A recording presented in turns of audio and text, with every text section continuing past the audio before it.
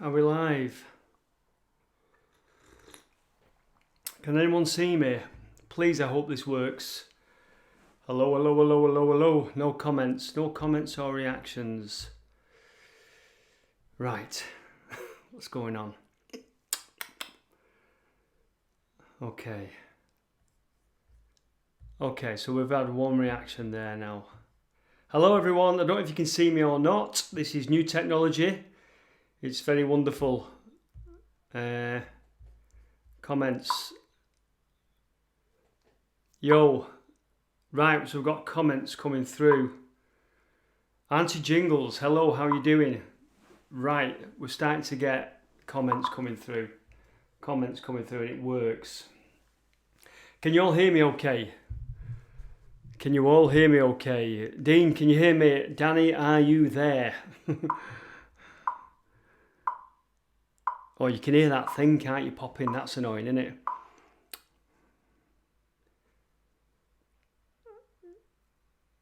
Hello, David. Hello, Dave. Hello, Lomax. Hello, Stu. Hello, Dave. Hello, Lomax. Third Eye View. Danny.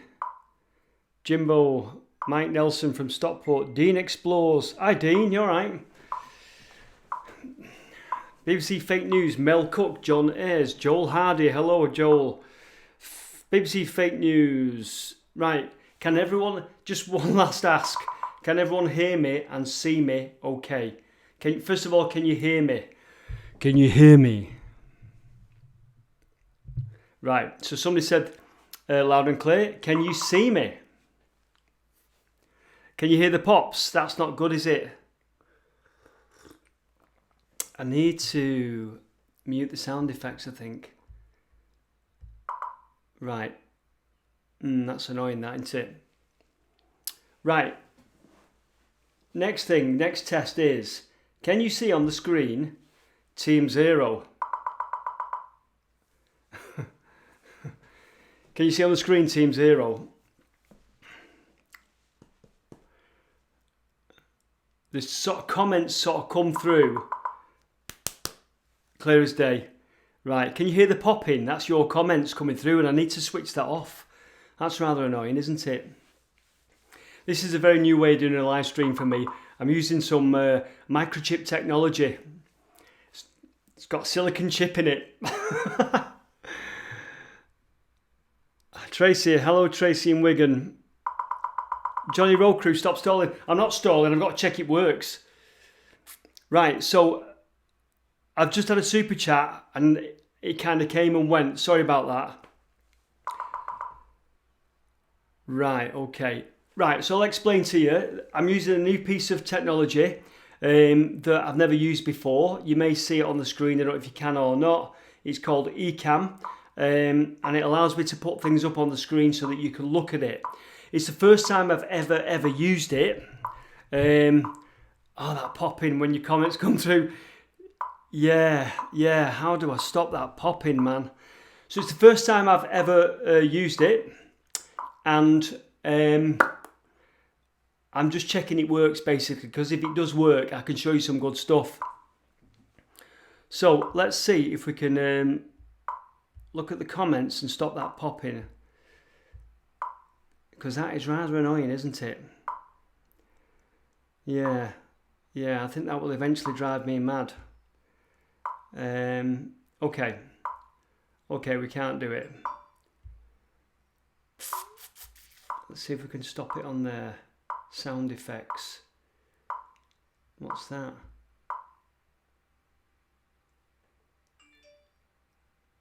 Have we done it? No, we haven't. I do apologise. Ecamm, you need to sort that out, because that popping, yes, I do apologise, that popping's really bad. There must be a way of stopping it. Move here. Right. Let's see if that works. No. Yeah. Sorry about snap, crackle and pop. Oh, that's so annoying, isn't it? Okay. Mute your speaker. Ah, yes, of course. Yeah. Try that. It's gone! It's so simple! So simple, so simple, so simple. I've stopped the popping, Gary Bevan, Rooney, the urban legend. Right, so sorted. Hello everyone, how are you doing? So we've got Team Zero up on the screen, so that's good. Tony, I've sorted it out. Is everyone happy now? I've stopped it. HD Pro webcam, turn that down. I have done, yeah, I have done. Okay, that should be. Can everyone hear me now? Okay.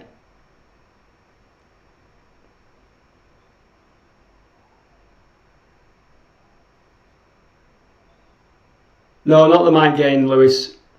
I think you can all hear me now. Now you're a bit loud. Okay, let's just stop that.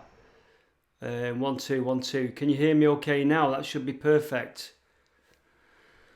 Paul McGregor sounds like a dripping tap. Should have gone now. Danny, can you hear me all right there? And Dean, can you just tell me that you can hear me okay? I'm really sorry about this, but I've got to try this out for the first time. Yes, bit muted. Let's have a look then. Let's see if we can turn that up. That might be a little bit better. Right, I'm guessing that the audio is good, and I'm guessing that you'll tell me if the audio isn't good. Right, okay, how's everyone doing? I'm using new technology. It's a new piece of software that I've never used before, but it allows me to do things on the screen rather than actually pick my laptop up and show you on the screen. Somebody's saying a bit louder. Let's just turn the gain up on this mic. Let's have a look. 1 2 1 2. Is that too much? I'm going to just turn it up to there. That should be fine. Spot on. See, some people are saying spot on, subbing plan. Reggie, it's not doing pop because I've turned it off now. A bit more on the bass. Sod off. I'll give you a what's it? A graphic equalizer. Right. Joel, stay positive. Right, okay. I've got a few things, so we're going to do a magazine style program. I don't know how long it's going to go on for. Try not to go on for like over 2 hours as usual. But we've got a magazine style program, and I've got a few things to show you. So thing number one, let's see if this works now, shall we? Let's see if this works. So I'm going to show you something in my little list of things on my new microchip technology thing. It's got a super chat there. Thank you very much, Simon. So it comes through like that, does it? Okay. Okay. So I've got something to show you, and let's hope that this works. Oh, yeah, let's hope this works. Right. Update on Hertford Mill. Has anything happened at Hertford Mill? We've been down there just as a double check to see what was going on to make sure nothing has happened. Here is the update from Hertford Mill. Where's my list? Right, Hertford. Let's have a look. So this should work. Ready?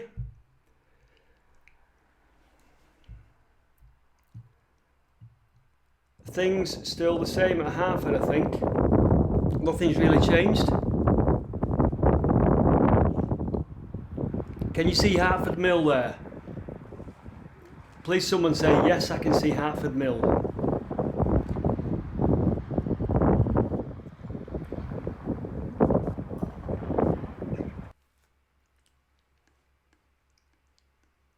Can you see that, Hertford Mill? Let's just run it again. So there might be a bit of a delay, maybe, I don't know, but that is Hertford Mill from the other day. As you can see, nothing has changed just yet. And can you see Hertford Mill? I think the comments are slightly behind, so as I'm asking, can you see Hertford Mill? I'm not getting the reinforcement straight away. Do you like that? Do you like the way I've put a video up on the screen for you on the live stream? It's good, that, isn't it? So there's Hertford Mill on a sunny day. Let's go back to me. You should be able to see me now. There you go. So there you go, new technology. Me and Danny have been trying to work out this for ages, and we knew there was a way of doing it, and we finally worked it out and got it sorted. Carl, yes, it's been demolished. I've been following its progress. Caries, yes, of course we can see it. I don't know that you can see it because I'm using a new piece of software. Don't disillusion me, I've only got record shops left. How about this one? I know the meaning of life, it doesn't help me a bit. So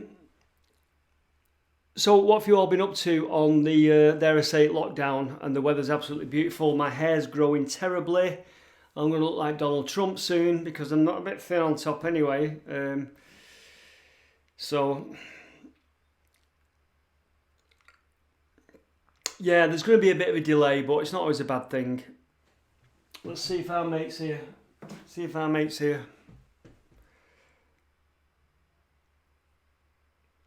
Sorry about this.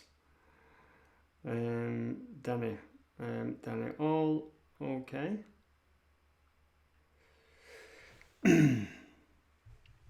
Yeah, the chat's pretty quick. Alan, where'd you get the t-shirt? You get it from eBay. I should tell them really, shouldn't I? Hello, Carl. How you doing? Yeah, I'm working as well, Carl. The chicken stops here, Carl Hamilton. I know what that is, Carl. It's I'll better tell you because you think I won't know. It's a runoff from a record. A Porky Prime Cup.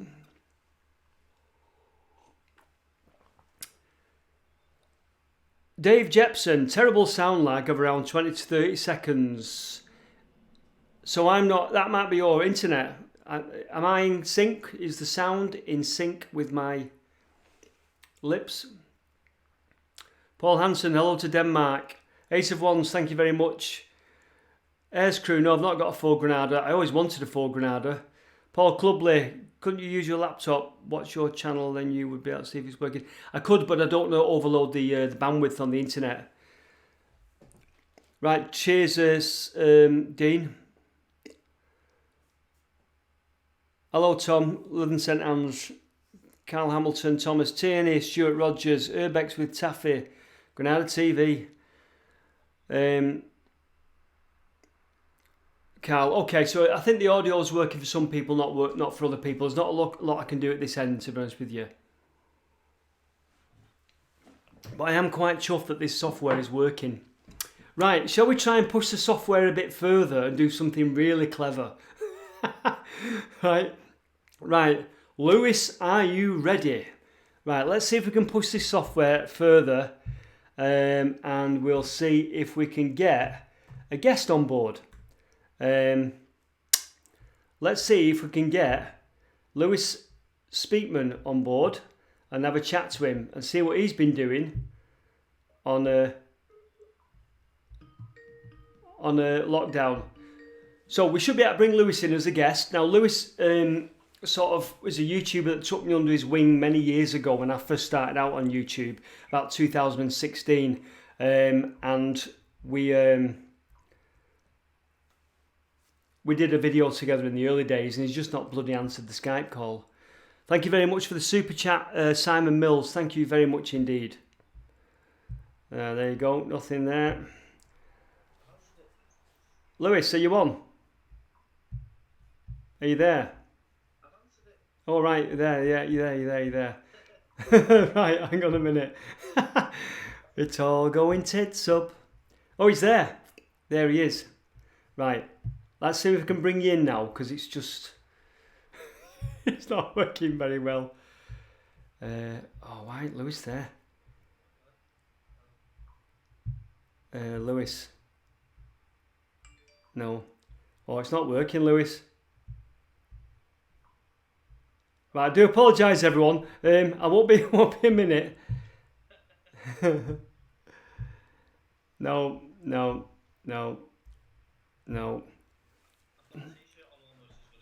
Have you? Right. Lewis, did you... You're such a knob. It's not... I can't bring you in.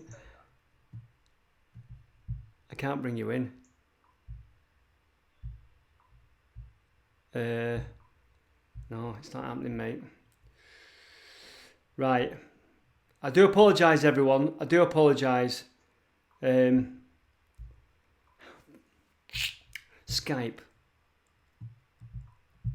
Right. Speak to us, Lewis. Yeah, I'm here. Can anyone hear Lewis? No. Thank you very much, DH, for the super chat. Right. That's that. No. Skype. No. Oh, I'm really sorry, everyone. I tried to do something really clever. The Skype logo's on the screen, Martin. Is it not looking at me? It's not looking at you. No, just the Skype logo is still on the screen. Can you not see me? No. No. Right. Don't know what's going on there. I'm sorry for boring you, everyone.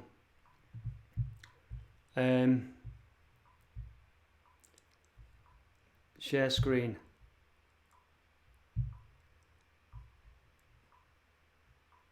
Start sharing. You just shared me with me now. Right, okay. Right. That's annoying, isn't it? Not working.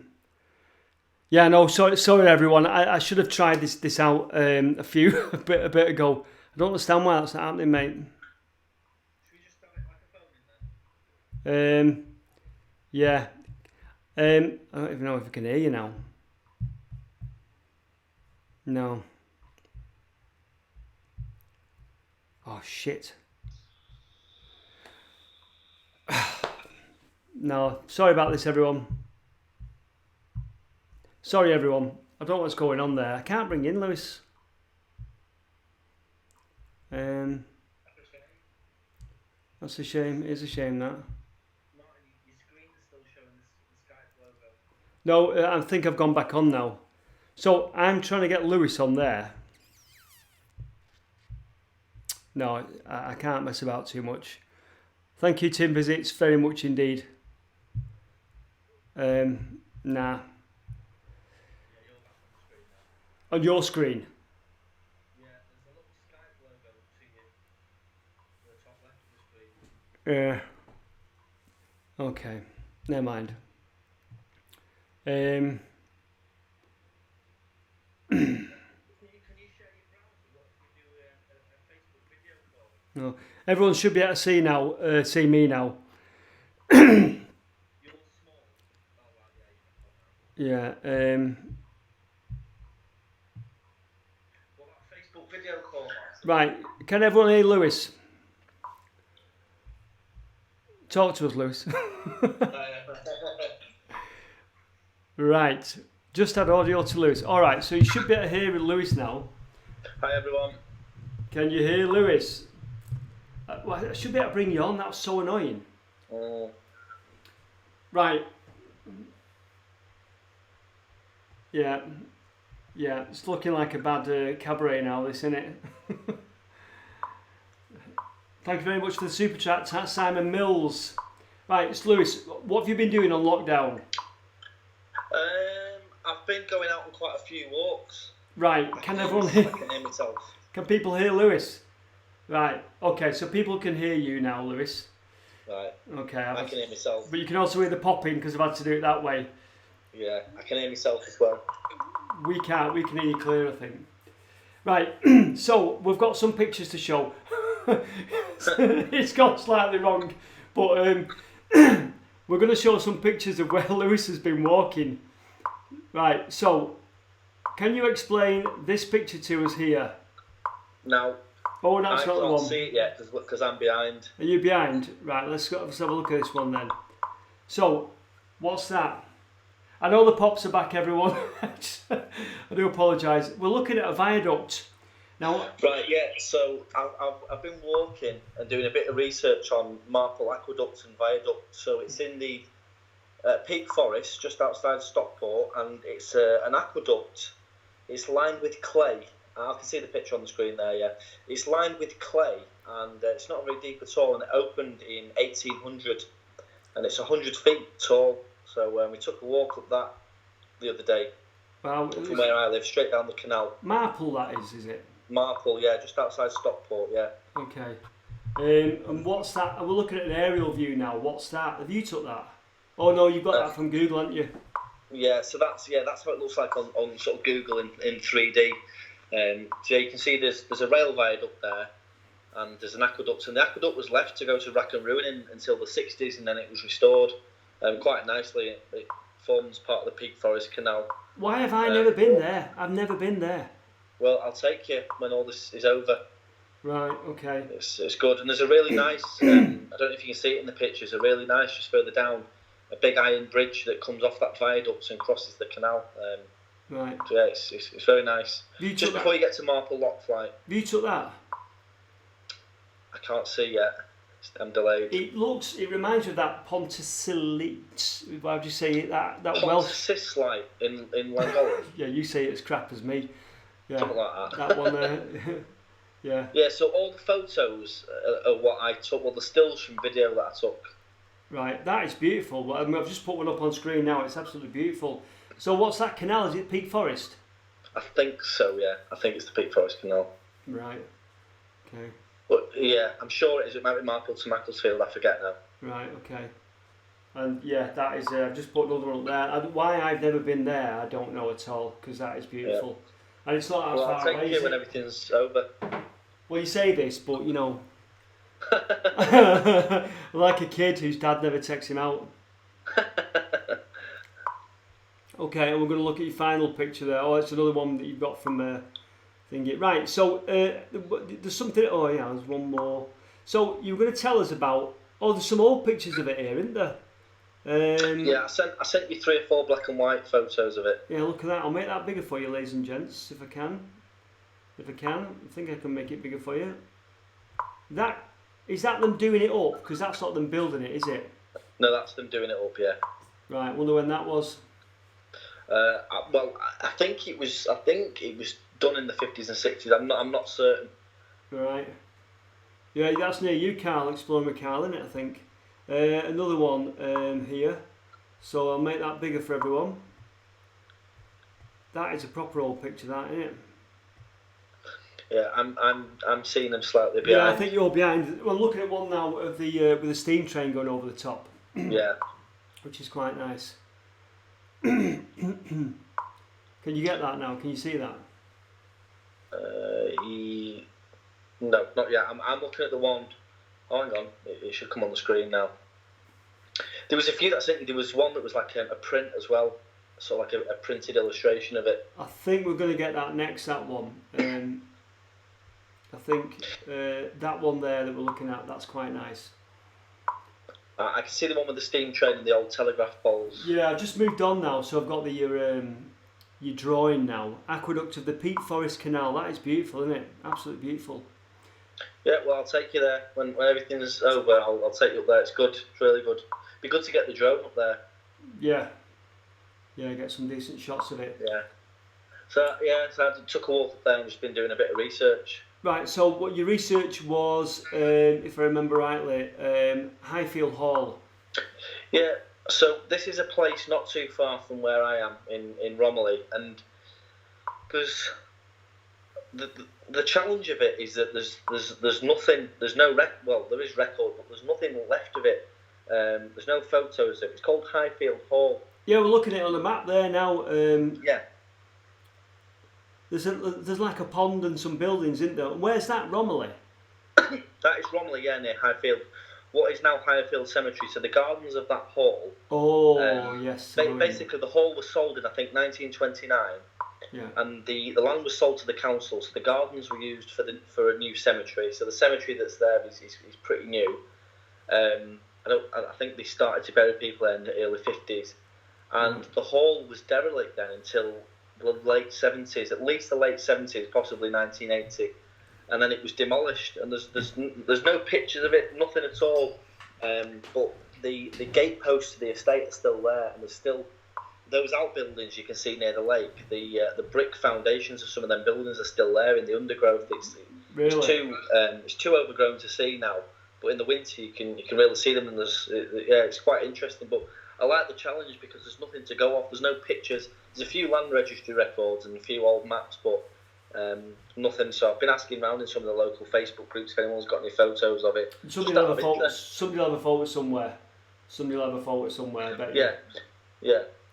Right. Well, sorry we couldn't get you on, and I'm having to put the speakers up. And Caris insists on telling me that it's about drip. So, I don't know what's going on there because I was going to bring Dean on in a bit as well. Yeah. No, it's a shame. Maybe do it over Facebook video next time. Yeah, I need to work it out, find out what's going on. Anyway. The thing where you shared the video of Hartford Mill, that worked really well. It's that system. Works. The thing is, I'm sure I got you live through this on Skype the other day, but now I'm broadcasting. Suddenly, I just can't get the picture of you. Yeah. Which is rather annoying. You've probably done your hair and everything, haven't you? You know what? I've got my rabbit t-shirt on. Yeah, you spent hours in makeup and all the rest of it. Anyway, right, okay. These things tend to try us. Anyway, I'll let you get going. Yeah. As we say. If anyone ever says to you, right, on the phone call, I'll let you get going, it means they want to get rid of you. Yeah. Right, we're going to hang up. Cheers, Lewis, for coming in and going through the pictures. Sorry it didn't come through. Alright, bye. Bye. Right, okay, I'll get rid of the pops. Pops have gone. Right, sorry about that. That was a shame, but you can see what I'm trying to do. I'm trying to make the live stream more interesting. I'm trying to show you pictures, clips of video, and I'm trying to bring guests in as well so that we can sort of chat. And now, in the week when I tried this out, not broadcasting live, I managed to get people on the screen, and they were there as guests. It was brilliant, but unfortunately, that just didn't work. So it was rather annoying that. Yeah, thanks, Carl. It is just technicalities, but it's just rather annoying, really, because it would be it'd be good if it worked. Because I've got Dean waiting to come on as well, and it's a shame we can't get if it doesn't work. We can't get Dean on unless Lewis did something wrong.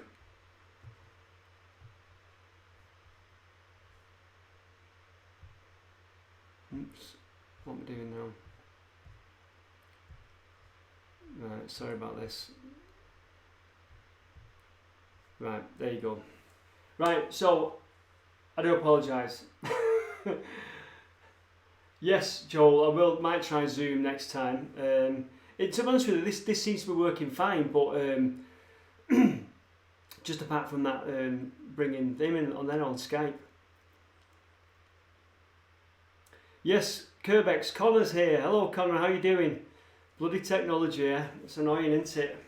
At least I can see the comments because I weren't sure whether this bit would work. Keith Wellings, you okay, pal? Watching not far away.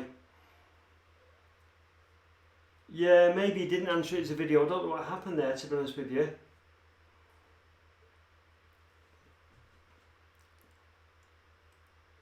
Right, so every day's like Sunday, isn't it? Well, we're off on lockdown. It's absolutely terrible. It's just boring. I'm still working full time, but it's absolutely boring. That should be better. I didn't turn the microphone back round.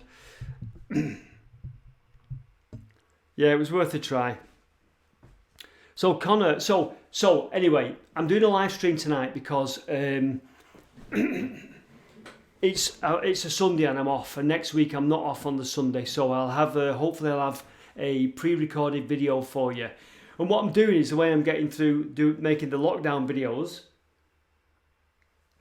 is we're having some roving reporters. So next week I think we've got a video by one of Team Zero. So somebody's actually made us a video. So it's Stevie from Prospect Studios. I don't know if you remember when I went to Prospect Studios. I think it was last year. And we made some music. Stevie's a sound engineer and he watches the videos. And he's been out and made us a video about a little river and the source of it and where it goes over in Bradford. So that should be a good one. Dean, our music man Dean, is currently in the process of making us a video. And it's about a landmark in Stretford. So if anyone's from the Stretford area of Manchester, Dean's making a video about that. And I think our Connor Kerbex is going to do a little feature from his home. Are you going to do it, Connor, for us next time?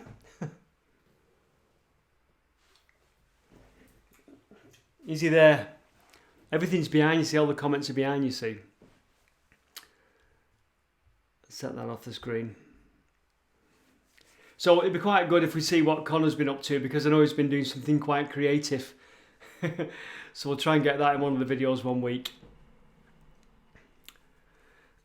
Right, let's have a look at some of the comments. Explore McCall's in. Urbex with Taffy. Tom. Phil, is that a milk bottle or a sample jar? It's both, Tom. It's what I had my water in. You have a dead fur cat for my mic. I've got one, thanks. Oh, Connor is going to do our little feature from home. He's been up to something. Hello, Widey. How are you doing? Right. So, where's Danny? Are you there, Danny? Let me know you're there. I need to know you're there.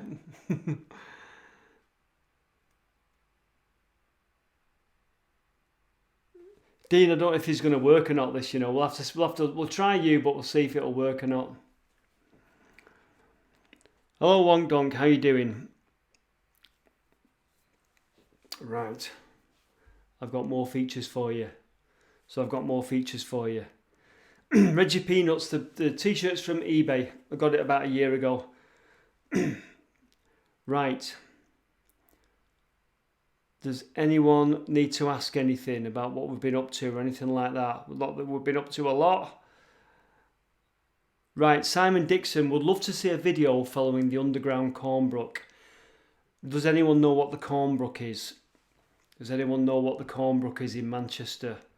Quiz time. Right, quiz time.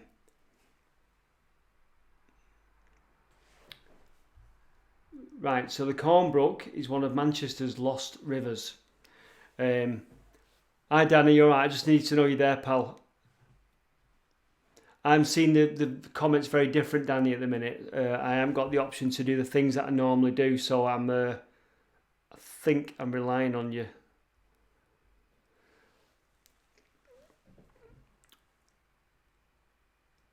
The man who? Gary, how are you doing? I'll talk about Sam in a minute, Gary. So the Cornbrook is a river, one of Manchester's lost rivers, and it runs, it's almost its entirety, it's culverted. It runs entirely underground, and it's a bit like the River Tib. And it starts in East Manchester. I think it starts around the Clayton area. Now, I could be wrong, but it starts roughly around the Clayton area. And it runs down the south part of Manchester and comes out at Pomona Island, would you believe? Comes out at Pomona Island and runs into the River Irwell. And certain urban explorers have been down there and followed its length, and it's apparently a nightmare. Lots of different sections where some of it's concrete, some of it's very old stone, and I would love to do it, but apparently it is a nightmare. Just really low, stoopy sections and things like that. So really difficult to do, but I would love to do the Cornbrook. Yes, David Lowther, a lost river coming out in Pomona. It's the Cornbrook, and as you know, just near Pomona is Cornbrook tram stop. So, does anyone remember Sam from the videos? Doggy Sam. I went out a couple of times with Sam the dog. I don't know if I can put a picture in of him, but little Sam. Does anyone remember? Hello, Sam. About a year, just over a year ago, I did a video, and it was a walk called A Walk with Sam, and Sam was a little black and white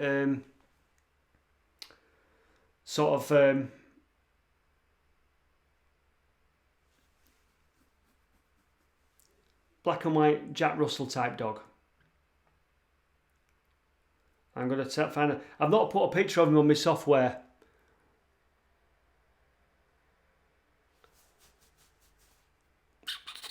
Is anyone hearing what I'm saying about Sam? What's that then? Somebody said that. I might nice to see you.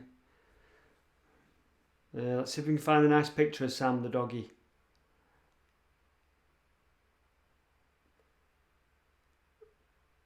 I'm sorry about this. I'm not on form tonight, am I? Not on form at all. How did I do the last one? I kept it running smoothly. Radio silence, not good at all. Not good, is it? I'm trying to find a picture of Sam the dog. There he is, there he is. So there's Sam. He's having a moment under his blanket. Does anyone remember Sam? Little black and white dog. Parsons Jack Russell, yes. Yes, that's it, Gary. I'll try and find another one for you. I think I've got a video of him somewhere on my phone. It's not. This is a sad story. Sam's not died or anything like that, but it's a sad story. Ooh, do apologise. Oh, I should have had this done, shouldn't I? There he is. Right. There he is, in the river.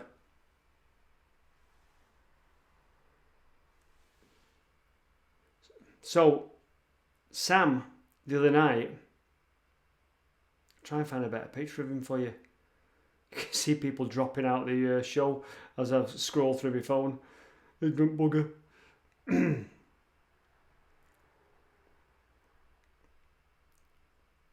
Oh, I'm trying to find a picture of Sam. Can't find it. Anyway.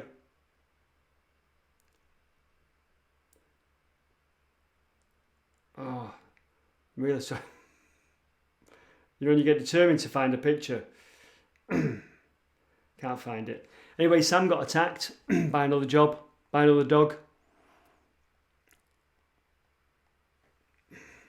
He was out for a walk, poor little Sammy, and another dog come running up to him and attacked him and got him by the neck, and that, look at that, and that's after the vet had him. You see the wound there on the back of his neck. I'll show you another one there. Look at that, poor doggy, poor Sam. It's awful, that, isn't it? There's another one.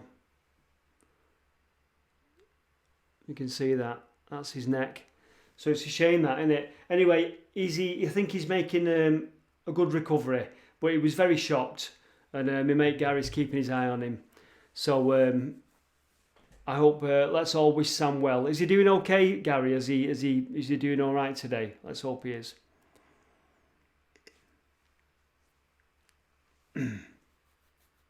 Aaron Orcliffe, Michelle Garvey. I know, Michelle, it's awful, isn't it? Yeah, it's awful. But when dogs do that to other dogs, the bloody dogs are out of control, isn't it? It's awful, isn't it, that? He's making a slow recovery, Thomas. I think he's got a lot of pain in his neck because the dog had hold of him, and poor Sam was screaming. If you look back at the video, was a while ago. It was called A Walk with Sam. I know, isn't it just? Your comments are coming through now, so there's a big delay on the comments. So as I'm talking, I don't see your reaction to what I'm talking about till a while after. Yeah, Kerbex, yeah, I think he did. I think my friend Gary had to end up hitting the dog. Nobody wants to hit another dog, but when the dog's got hold of your dog and it's almost going to kill him, and it was a big dog, it was bloody awful. So let's all wish Sam well. Yes, it's awful, Anne. It is awful.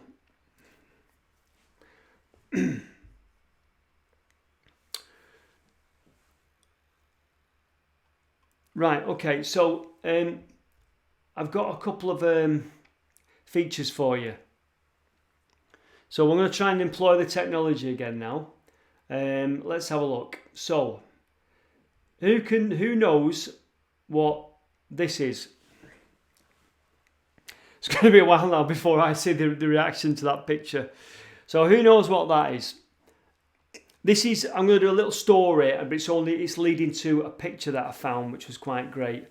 So hopefully you'll know what that is, and you'll know that last year we had a little, like me and Connor, Kerbex UK, had a little expedition to that.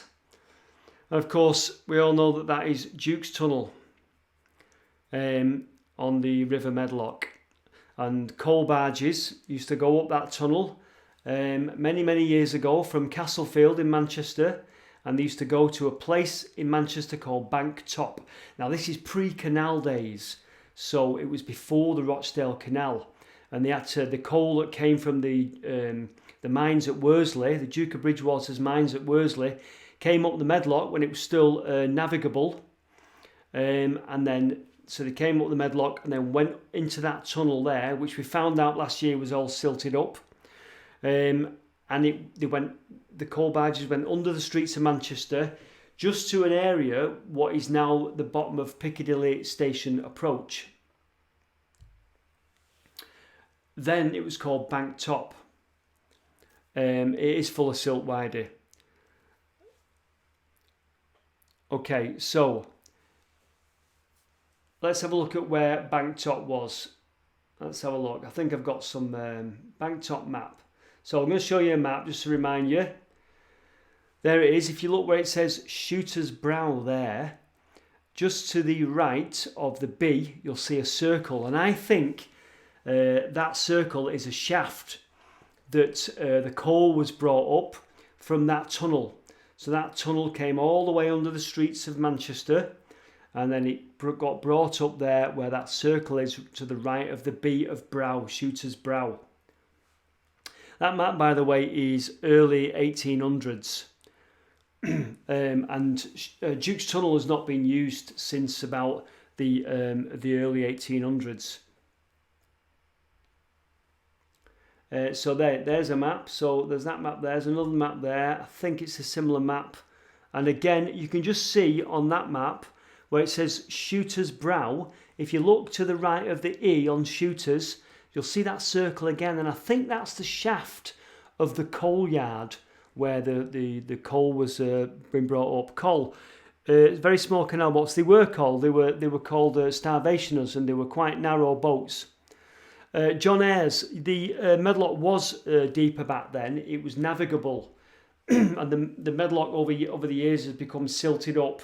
I think there was a lot of ash poured into it from domestic ash and cinders from domestic fires and from industrial fires. They just dumped loads of stuff in, and eventually stuff has just basically silted up the Medlock. So you'll see how that tunnel is.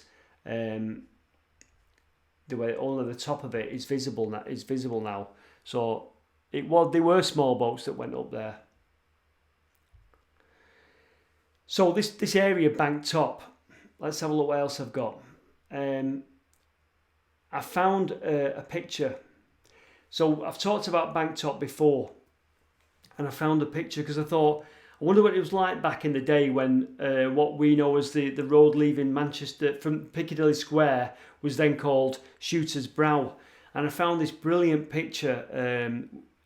It doesn't give you a great deal of insight into Bank Top, but I'll show you this picture now. It's called Boy at Bank Top. Look at this. Isn't that a corker? There was no date on that picture, but I presume around there. I think that warehouse in the background is still there. Look at the cobbles. I think it's entitled Urchin, an urchin at Bank Top or something like that, drinking from a water fountain. But what a corking picture that is, eh? Brilliant, isn't it? And that probably just round the corner or just nearby there is Bank Top, the coal yard where Duke's Tunnel came out. So brilliant that, innit? Great picture that, innit? Cork of that, innit? When I saw that and it was entitled Urchin at Bank Top, I was like, wow, that is brilliant. Thomas Tierney, Shooters Brow near Shooters Brook. Shooters Brow is called that after Shooters Brook, and it is near Shooters Brook. Yes, Simon, they put a chain on the cup. It's brilliant, isn't it? So you couldn't run off with a cup. Yeah.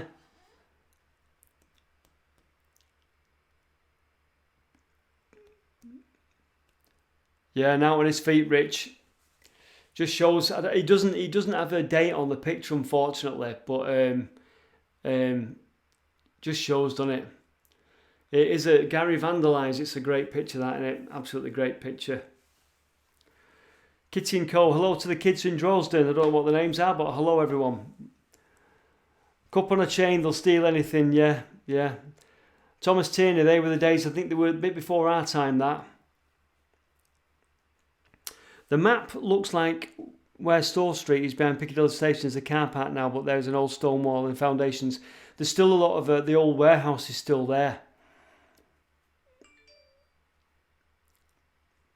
But yeah, corking pitch. So I wanted to show you that. I wanted to show you that in the live stream.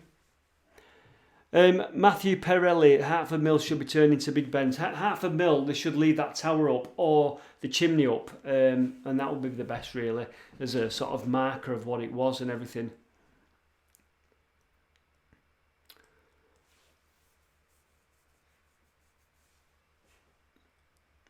So, every day it's been the same. Every time I'm off at the minute, it's just the same. There's so much stuff I need to do, absolutely so much stuff I want to do. I've got to go back into the medlock. I've got to finish the medlock off. Like I keep saying, to the last one has been filmed. I'm sat on the footage. We need to nip back in, even though I technically shouldn't have to nip back in, but I do have to nip back in the medlock to show you something. We need to finish off Wet Earth Colliery, and I came up with some more information today about Wet Earth Colliery, which is quite good. Mike Dunn, do I have any plans for videos of Bury? Maybe the canal? Maybe the canal? See you, Johnny Road Crew. So, been on the Pennine Trail today in West Yorkshire. Yeah, I imagine it's pretty good. Phil, Bury, Peel Tower.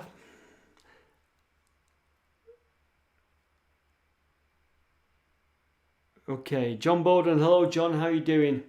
Did you find out what that picture was, John, that you showed me? Yes, Style Mill. I need to go to South Manchester, to be honest with you, to do some videos down there. Perfection is the enemy of completion. Yeah. Creativity requires a deadline. That's another one.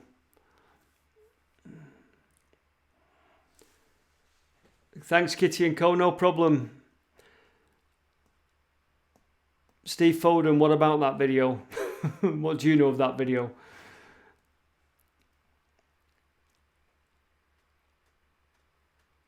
Yes, Phil, you've got the keys to the tower, haven't you, there at Bury? Yeah, last week's video, so Space Studios, Carl's mentioned Space Studios. Did everyone like the video on Space Studios? It was a corker, that, weren't it? What a place. Unfortunately, we couldn't look at anything that was going on. They were quite sensitive to us filming anything that was being filmed. So I could only show you empty spaces. Now, I was very grateful. It was a great place to look at. But I really wanted to show you some behind the scenes stuff. And every time Tom, who took us round, he'd say, oh, that such and such a thing is being filmed in there at the minute. I can't remember what it was now. Can we take a sneak peek? No, you can't. No, you mustn't. You can't upset the clients, which I totally get. But yeah, I never knew that place was there. And there's an entire industry around that now, around that area. That is the film industry. It's incredible. So let's have a look. So people should send in videos of their 2-hour exercise. Good idea. Superior being archaeological digging in my garden. Probably just find my sewer that runs out back. Simon Day, hello to Georgina. She works for the NHS. Hello, Georgina. Hello, Taffy. You should do a Fred and dig a mine in your back garden. Yeah. Hartford Works and Platt Brothers. That'd be a good one. Really boring fact about Space Studios. I delivered all the roof lighting for when it was being built. Good stuff, Gary.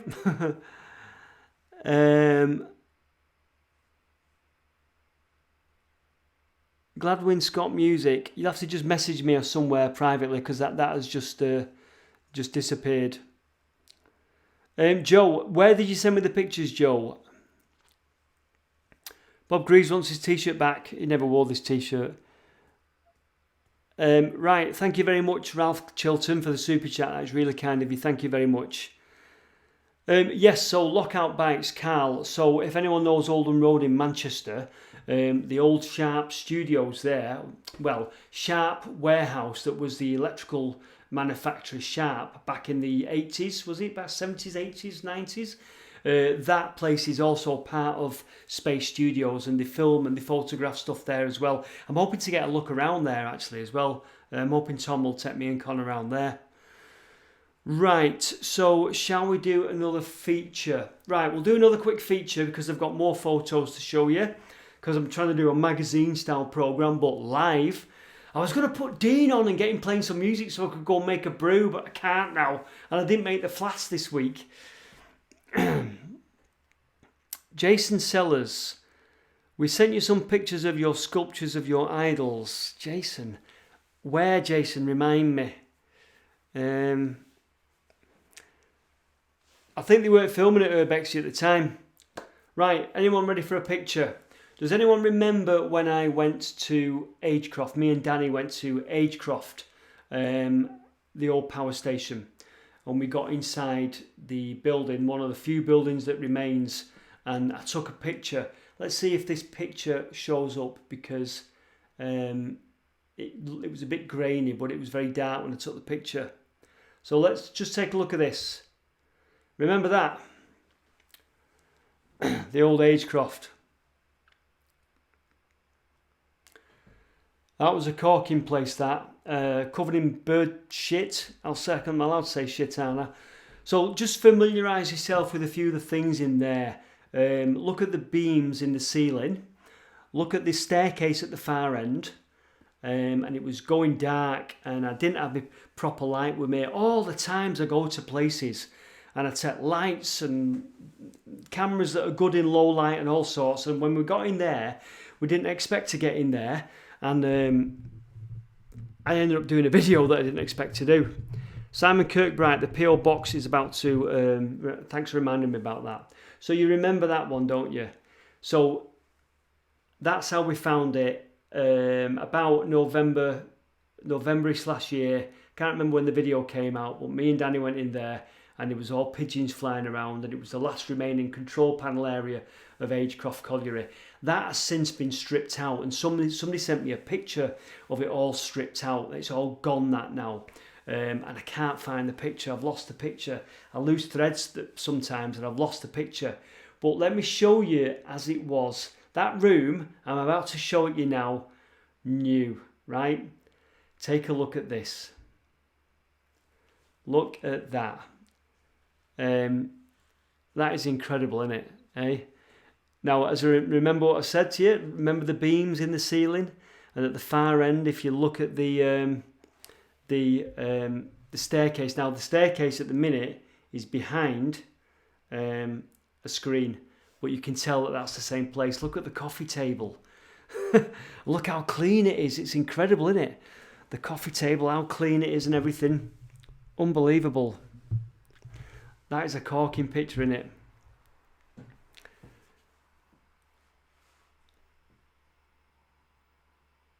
Yeah, it looks like the TARDIS controls, doesn't it? I'll take that off the screen now. But I thought I'd just show you before and after on that. Brilliant, isn't it? Brilliant. And to think that is the same room, and you can tell it's the same room. It's amazing, isn't it? Yeah, so I think somebody sent me that. Quite often after the video, I'll make a video of somewhere, and I'll not be able to find pictures, and then quite after the video, somebody will then send me a picture, and it'd be like, why didn't I have that at the time? It's so annoying. Peter Austin, perfect comparison. Yeah. I'm not sure, Joy, what year it was. I haven't got a date on that picture, but the picture that I took when it was a wreck. If I remember, if I can just show you again, Agecroft wreck. I've called that picture Agecroft wreck. That was last year. That was about, I think it was October, November 2019 that was taken. And shortly after that, it was stripped out. And then, like I say, somebody sent me a picture and said, all that gear is now gone. I wish I'd have had one of the dials, but the security guard that very kindly took us around was just outside, so it wasn't time to start unscrewing the dials, to be honest with you. Kitty and Co, it should be in the Museum of Science and Industry, that really, it should have been. Phil, probably 1950s, although didn't the Agecroft date back to the 30s, I think. I think it did, didn't it? I think it did. So I may have missed a few. If you've got any interesting questions to ask and I've missed them, just put them back in, and we'll see if we can answer them. You're under my house exploring. I can hear you. I can't go make a cuppa because I can't leave the screen.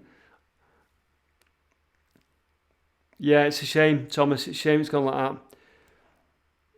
Oh, yes. Yes, Jason, I remember the picture now. I remember the pictures you sent me. Yes, I do remember it. Right, okay. So the comments are going quite fast. What have we got in? Okay. Dunlop Mill in Manchester. Isn't that now flats? Thank you, Carl. Control room was built 1925. It probably was. I think that's when the power station dates back to. Widey, thank you very much for that. 23rd of September 1925. Lauren McGames, I'm not a big football fan, mate, so I can't really talk about football with you. How about a series on the buildings on Canal Street? Yeah, could well do that. We've only scratched the surface of stuff in Manchester, to be honest with you. If you're wondering why I'm leaning this way, it's because the microphone's there and I want you to try and get the best sound experience that you can.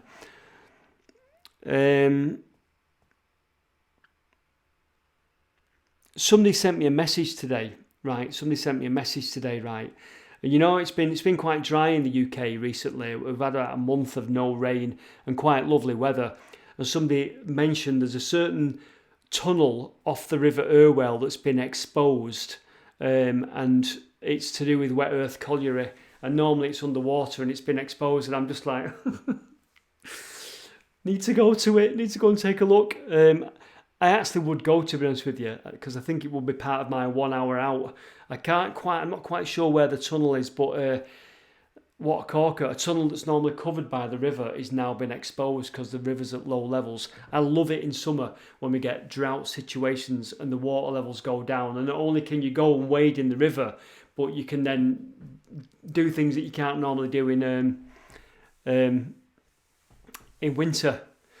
Yeah, so we've got, what have we got in? We've got 469 people, fluctuating the numbers. Thank you if you're here. Thank you so much. If you're here and you're watching, I'm really pleased. I'm sorry at times I lost the thread a bit and the thing with Lewis didn't work out, but I did try out this new microchip technology to make it good for you, and so I could show you pictures and things like that. The pictures seem to be working, but the Skype calls for some reason are not working. I hope we can get Dean on. I hope Dean's works better.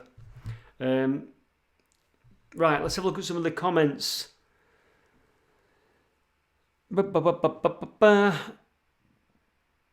I would go to Sheffield. I'd love to go to Sheffield and do some stuff there. You've got some good rivers there. Keith Wellings. I went to the Granada TV building, Keith. I can't remember when it was. When was it? I lose track. Was it 2018? And I think we were some of the last people in it, Keith, because I think now it's being changed into a hotel. Kitty and Co. We've definitely only just scratched the surface of Manchester. Zombie Biker. As someone that knows a little about Manchester and its history, I really appreciate your content. Thank you very much. What I might do is, in a bit, I've got a video to show you. It's one of my old videos. And hopefully I can get it up on the screen for you. You can have a quick look, and I can go and have a wee.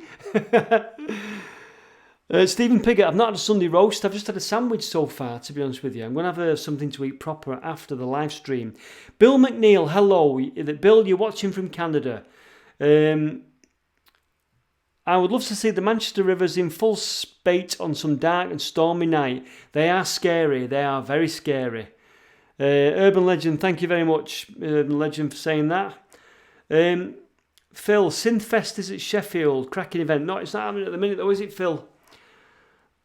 Joe H has just sent me a picture on Messenger. Let's have a look what you've sent me. And Danny's just sent me a message as well. Skype settings, allow NDI. Right, okay, I'll try and do that, Danny.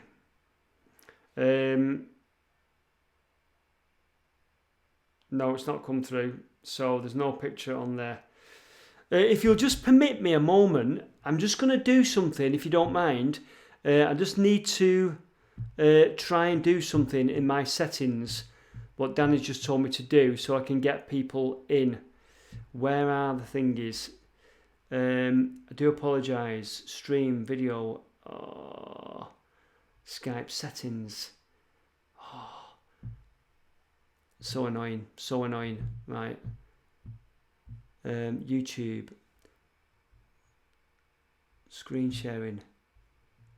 I do apologise for this, everyone, but if I can do this, if I can sort this out, it means that I can get Dean in and hopefully it'll work. Danny just told me to do something. Show NDI titles full screen. Right, stream. Account. No. Oh dear. Sorry about this, everyone. Yeah, I thought I'd done the NDI thing, Danny, so I do apologise. Annoying. I might try and get Dean in. Shall we see if we can get Dean on the show? Connor Miller, thank you very much. Sorry this is all about Heath Robinson.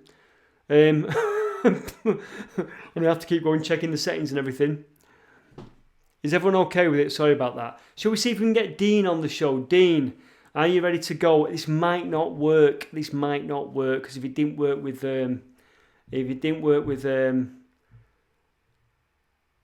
Lewis, it might not work with Dean. Let's have a look. Okay, let's have a look. Go back. Right, Dean. Let's see if we can call Dean, shall we? Here we go. Can you hear that? That's it, calling Dean. You watch, I'll be able to see him and he won't be able to see me. Right, have you enabled your camera, Dean? Here we go again. Right, I've got Dean there. Dean, I can see you. Let's see if we can get you. Oh, it's not going to work, Dean. It's not going to work, Dean. No, sorry, Dean. You're not on, mate. Something's happened and I don't know what it is. And it'll be something dead simple. And I just need to click a button, and because... Right. Talk to me, Dean. Hello, can you hear me? Yeah, I can hear you, mate, but you're not coming through as the guest. No, I do apologise, everyone, for this. We're going to have a bit of a test one and try and get people in.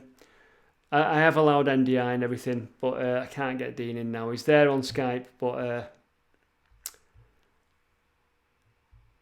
no.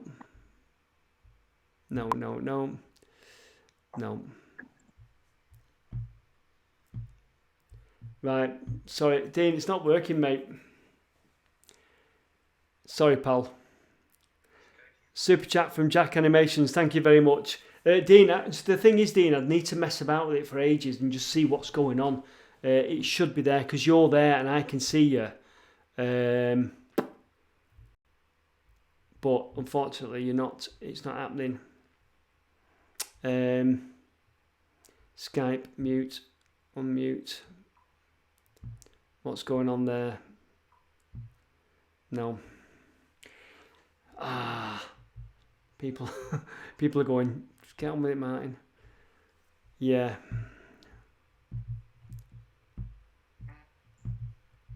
So, no.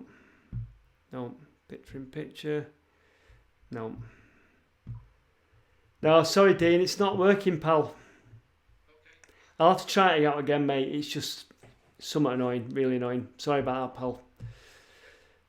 Oh, that's annoying. Awful, that, isn't it? Right, Dean's gone. Sorry about that, everyone. Dean was at home. He was going to give us a bit of a on the guitar, and for some reason we can't get him. It doesn't work for some reason, and I don't know why. Right. Yeah, well, the thing is, it does work. People saying you'll have to use different software. It does actually work. It did work the other day. It's just I need to just look at something in the settings why it's not coming through. So you might see me popping up tomorrow or something, trying it out, doing a test or something like that. Right, so let's have a look at the comments. You're going to have a look at Stockport, Tiviotdale Station. Yes, I'd love to do that. I do need to do something in Stockport. Magnetise UK, when you're going to do Harecastle Tunnel again. I don't know when I can get out, basically. When I can get out again and I want to go back down there and try and do the things that we didn't do in Harecastle Tunnel.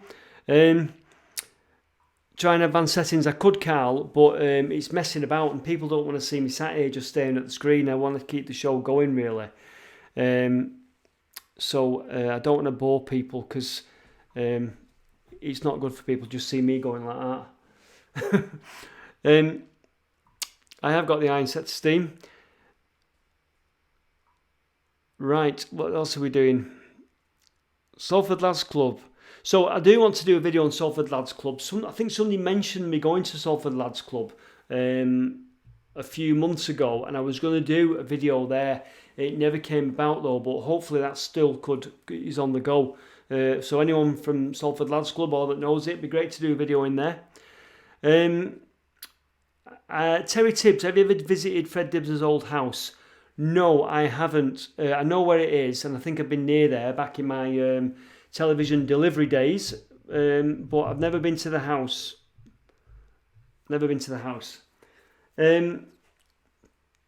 Sharon's watching in Peru. Can you believe?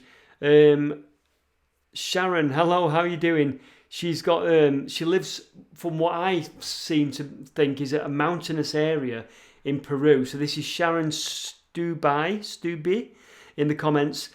She's watching in Peru and she's got alpacas nearby. What else have you got? Donkeys, and her family are building her a house. And she sends me pictures from Peru of the house that they're building. It's amazing. And I just can't believe that someone watches my videos from Peru. It's amazing. Paul Clubley at Leeds. Definitely I would go to Leeds. Urbex with Taffy. Sorry to see you go, pal, if you're going. Sean the Gamer. Will you be doing any videos on Ancoats, the cardboard estate? I didn't plan to, but I know the estate you mean. It's an old council estate, isn't it? A lot of it has been pulled down now, and they were all named after rooms in the mill. Card Room, Walk, and Spinning Jenny, this, that, and the other. Shipbuilding. No, it's not a Mac thing. It's because this software is designed for Mac. Susan Spoon. I've no updates on Horncliffe Mansion, I'm afraid. I've no updates on Horncliffe Mansion. Just put the light up a bit there. I've not been there for a while. Skype preferences, switch to call-in section, then advanced and enable NDI. Chris, thanks for that. But where is the calling section on the Skype preferences bit? Let's have a quick look. It's getting to it quick, Chris, and doing it and sorting it out. That is so annoying. That's so annoying.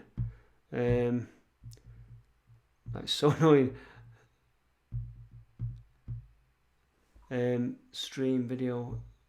I have enabled NDI. That's the thing. I actually downloaded it.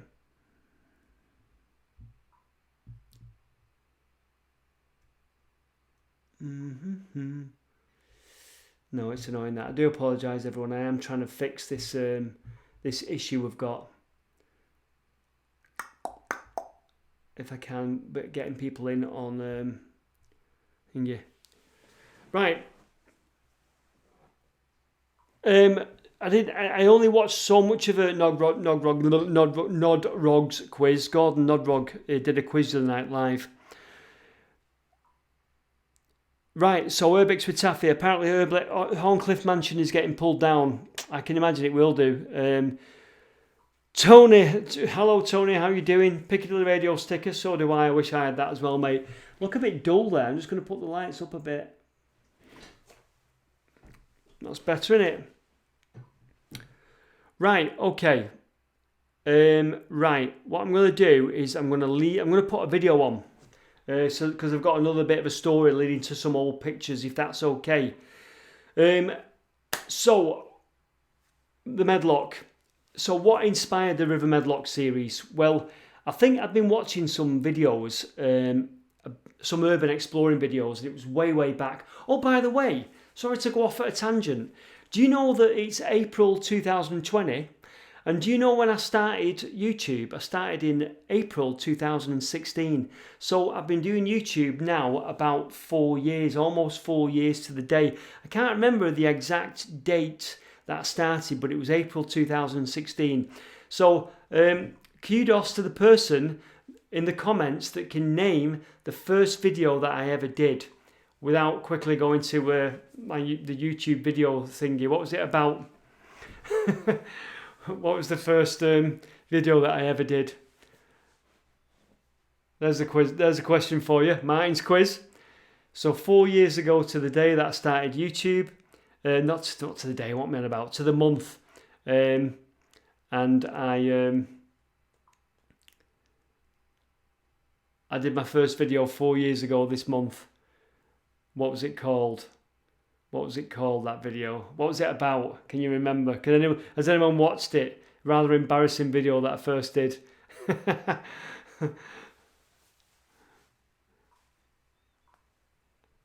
No, Canal Plug, that was way after. 4 years. No, it was Carl. But what was it about, Carl? What was the time lapse about? Can you remember? No, that was Urbex. It was before that.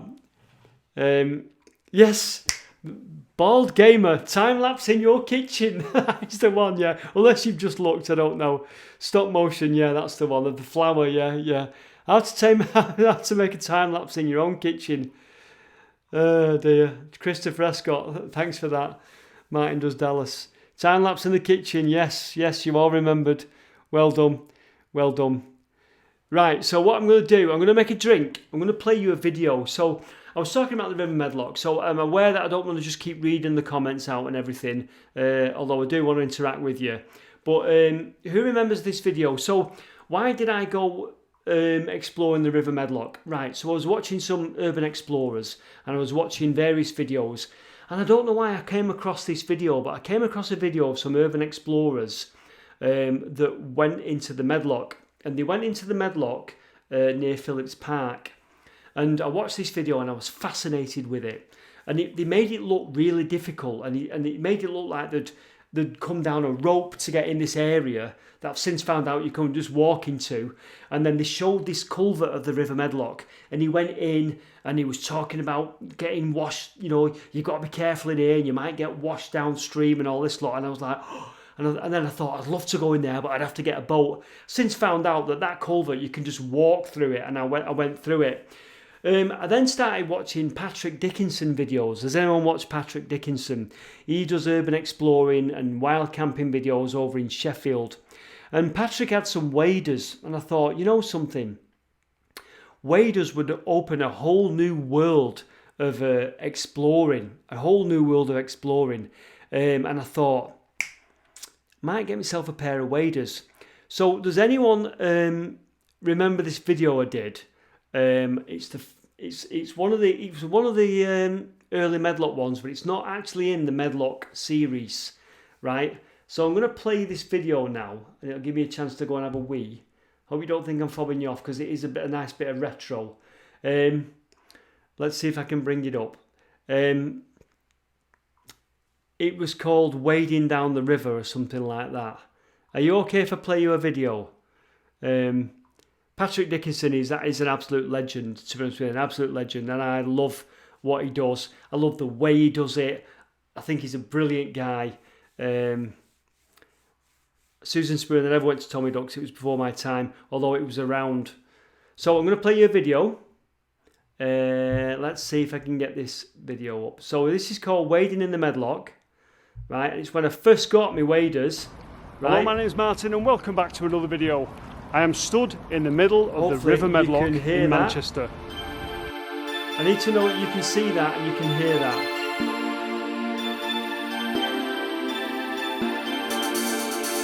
Just give me a quick, is the sound okay on that one?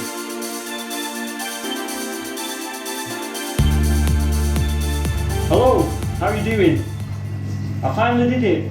I invested in a pair of waders, and I'm just cleaning them off now because I went on a little adventure in them. So allow me to show you where I went. So access sometimes to these places is quite difficult. And not exactly easy wearing a pair of ridiculous waders. I mean, there used to be eels that fished about in the Medlock. So there used to be eels that swam around in the Medlock. Obviously many years ago when this part of Manchester was rural. Just found out from Gary, he's just told me that he's been reading something that apparently United Utilities polluted it. When? September 17. So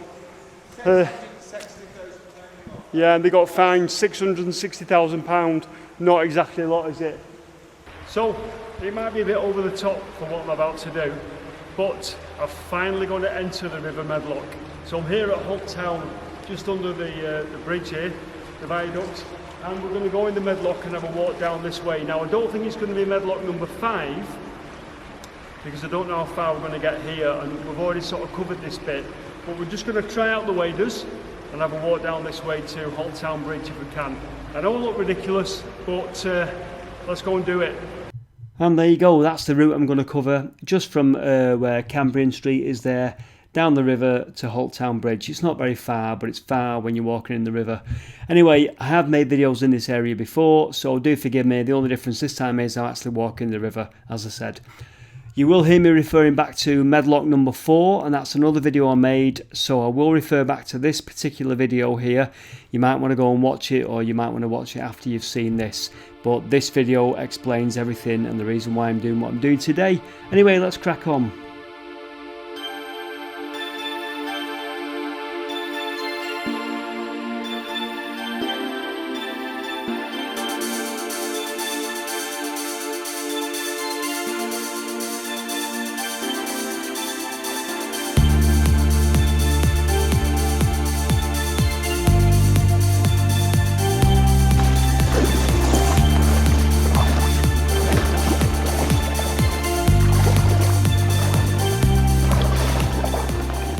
Gary's limited because he's only got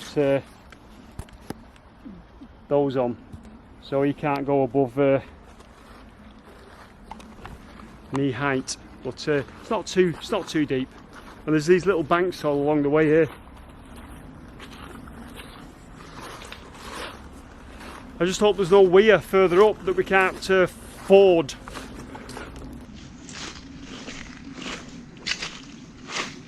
No fish so far, so we're just wading along here now, and to my right up there is where the Holt Town Mills used to be. Shit, that's getting deep.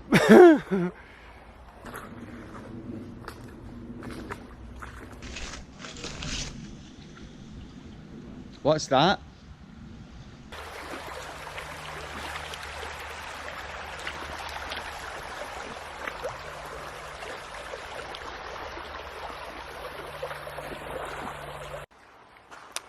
Amazing, look where we are. Do you remember in the Medlock 4 video we saw the houses? I called that chapter. Right, I'm back, I've made a brew. Right, was that video okay? I've stopped it there for the moment because that's where I want you to get up to in that video. Because I've found some more pictures. Porn. Yes, it was a bit like New Order. It was a New Order cover. Let me make sure I'm not getting any warning messages from... okay. Right. Hopefully you'll have watched that video. Do you want me to carry on with it a minute? Sorry to have stopped it. But I'm just going to replay it now from that point. Because we're at the back of some houses.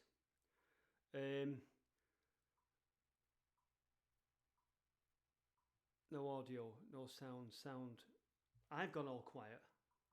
Oh yeah. Do apologise. It's because I turned the mic down while I was playing the video. Right, that should be better now. That should be better. Sorry about that. Yeah, I turned the sound down. Right. So I played that video then. Just tell me that I've gone right now, because it should have gone right now. I'm just seeing all the video, the comments now saying, turn the mic up. It's up now.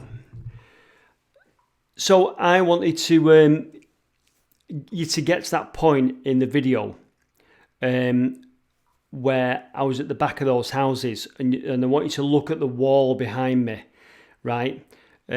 So just tell me that the sound's all right now, because it should be right now. Yeah, great again. Yeah, sorry about that. I turned the mic down. So let's carry on with the video. We're at the back of some houses on Ashton Old Road in Manchester. Now, look at the wall behind me. I'm going to point it out to you anyway. So let's just crack on, and I'll show you the video again now. Where are we? Resume last video. There we go. Those houses, and we saw the remains of some houses on Ashton New Road, Phillips Park Road. Well, they're here now. So I was on the other side. I'll just show you. Look at that wall. And I probably stood up there. So look at that wall there, and those recesses in the wall.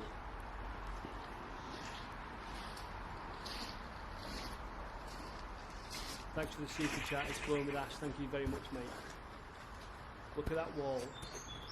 Now, if you haven't seen that video, I'll show you a picture now of this wall and the houses that used to stand up here, and the houses used to back right onto the river here. It looks bigger in the picture somehow, but far cry from what it used to be. But it's great to be down here at the level of where the wall actually collapsed in a flood time, and I think they pulled the houses down for that reason.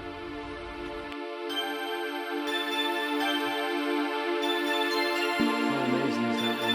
How amazing is that? Now, and this is on the video that you've already seen.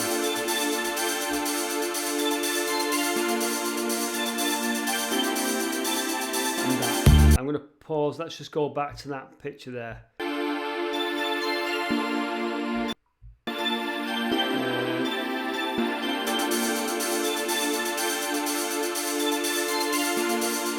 Picture. So that picture there. So let's mute the movie, and if you bring me back up, I should be okay there now. You should be able to hear me. That picture there. Look at that wall, and those gaps, those sort of windows which are below the balconies there. I think those are the gaps that we're looking at in the houses, or we're looking just further round. And if you look at that compared to where I've just been, it's just so overgrown now, and so sort of gone back to nature. It's absolutely incredible, isn't it? So I'm going to go back. I'm just going to take it off there now and go back to the picture of me. Right, so we should be on that camera. Yes, we are. Those outhouses are incredible. You should be able to hear me now. You should be able to hear me. I've turned it up a little bit. Sorry. It looks to me like I've turned the sound right up, but obviously I've not turned it up enough. Right, so I've turned the sound up now. You should be able to hear me now. Sorry about that. Okay, you should be able to hear me. Yeah, so those outhouses hanging out over the river. I've shown that before in a video. That was in that video, and I've shown that picture before. So David Lowther, that's disgusting, not surprising with Manchester. Yeah. So yeah, incredible the way. I don't know if they were toilets overhanging the river, but it's an incredible picture, that, isn't it? And going back to the video, let's just go back to the video. If you look how sort of. If you just go to the video, look at that, and how sort of the trees overhang the river, and how green it looks now. And then all the pictures I'm showing you are black and white, but it's hard to square that wall with the pictures I'm about to show you, and the recesses that were underneath the houses. So I'll pause that again. I'll come back to me. So look at these houses now, right? Let's have a look. Let's have a look. Sound is very clear. See you, Darren. Sorry about you got to go, mate. Now people are saying it's a little bit loud, so let's just turn the down a little bit. I thought it was clipping. Where are we? Where are we? I've got some pictures to show you. So retaining wall Medlock. So take a look at this. That's that one. You've just seen that in the video. I know you've just seen that in the video, but unbelievable, isn't it? Unbelievable.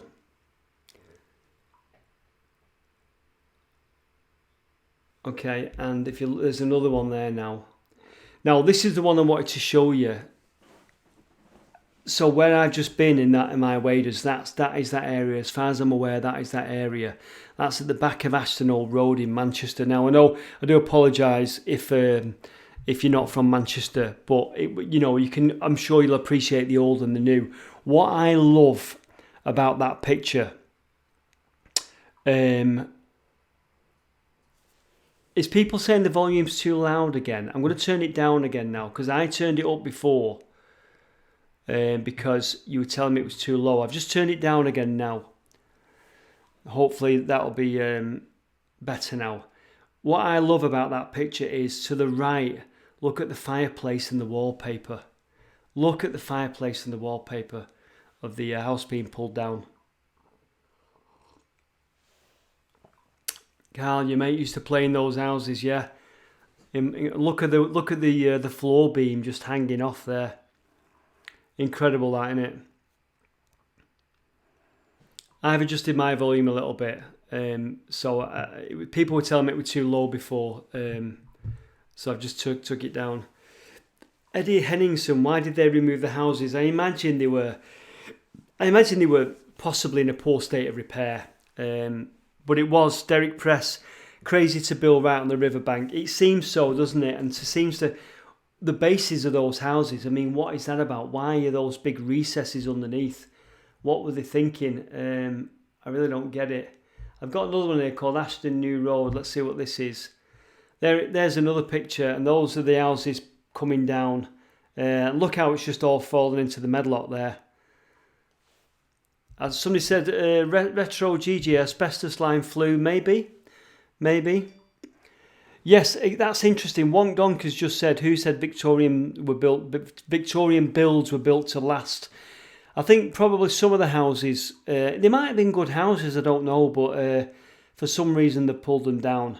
I just can't get over that retaining wall and those massive recesses that sat under that. Were they used by the tenants? I don't know. It's strange, isn't it? I mean, what was it like living in them houses with the great big recess underneath? And like I said, I've shown a lot of this stuff before in that video that you've just seen. Let's go back to that one. There you go. I think a lot of it was flood damage, you know. I think when the river flooded, it started to wash away that wall. Yes, Tony, someone put all that wallpaper with pride. They did, yes. Yeah. But yeah, rising damp, somebody's mentioned there. Incredible, isn't it? But that fireplace gets me, and I want to go in the house behind it there in the photo now again, because I want to see what was in that room as well. You imagine walking off the front door on Ashton New Road, and walking into the back of that during at that point when that picture was took. Incredible, isn't it? But I look at that and pictures like that inspire me. I just want to know where it was and what it was like back in the day. Yes, David Aspinall, cold and damp possibly, and rats. Yeah, quite. But I think, I'm just thinking, I bet the Medlock flooded there a lot, and I bet it washed away that wall at the bottom and possibly made those houses really, unstable at the back. So let's take that off now. So yeah, I just wanted to show you that bit of a video that I did back. I think I did it 2 years ago now when I first got a pair of waders. And those pictures, and like I said, I came across that picture of the fireplace and the wallpaper, and I wanted to show you that.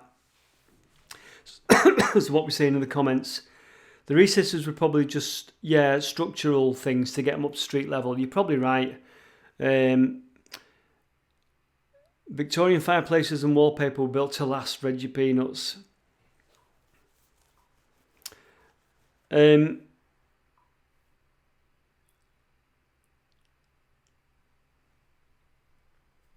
Exploring with Ash. I don't think they were. Don't think they were Wattle and Daub, Ash.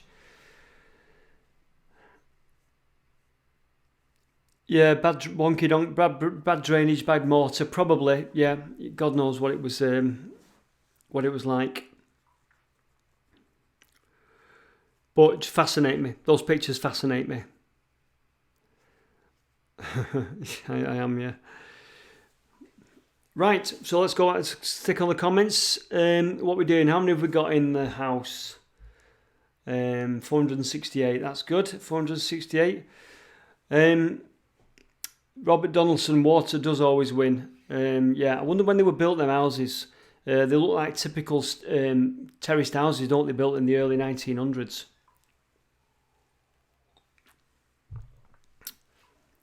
Hello, Seth. How are you doing? I find it, when I look at the old maps, I think it's a lot more, there's a lot more greenery now. I mean, you sort of like, they talk about cities expanding, and is this a stupid thing to say? But they talk about the way the cities expanded and everything, there was a lot more green belt. But if you look at when we get some of the aerial shots, like we got over Victoria Mill in Miles Platting, there's a lot more greenery around now than there used to be. A lot more. Maybe I'm stating the obvious here. I don't know. I don't know. But a lot more greenery around now.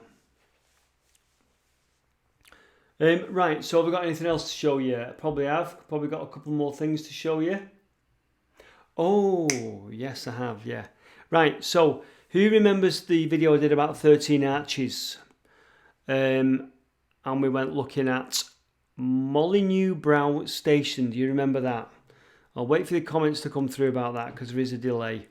Does anyone remember me and Connor doing 13 Arches?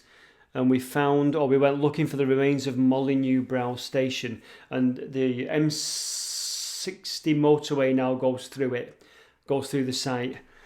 I don't know if you remember that.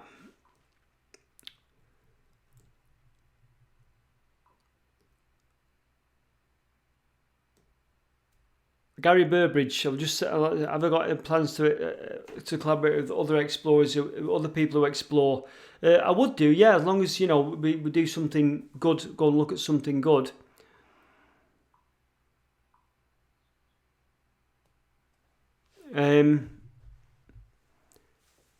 Does anyone remember Molyneux Brow Station? Right, the comments are just coming through. So, I have got a picture for you. Some more pictures have come to light of Molyneux Brow. We had one picture that was a distant picture of some buildings, and you could just make the station master outside the buildings. Now, I'm told this is Molyneux Brow. I'm inclined to believe it, but take a look at this, if I can find it in my little list of pictures. So, let's have a look. Molyneux Brow. Alright, so here's the first one. That apparently is Molyneux Brow Station. It looks like the building in the original picture in my video. I'm just going to message Danny a moment. Let's have a look. Danny, I'm just messaging you.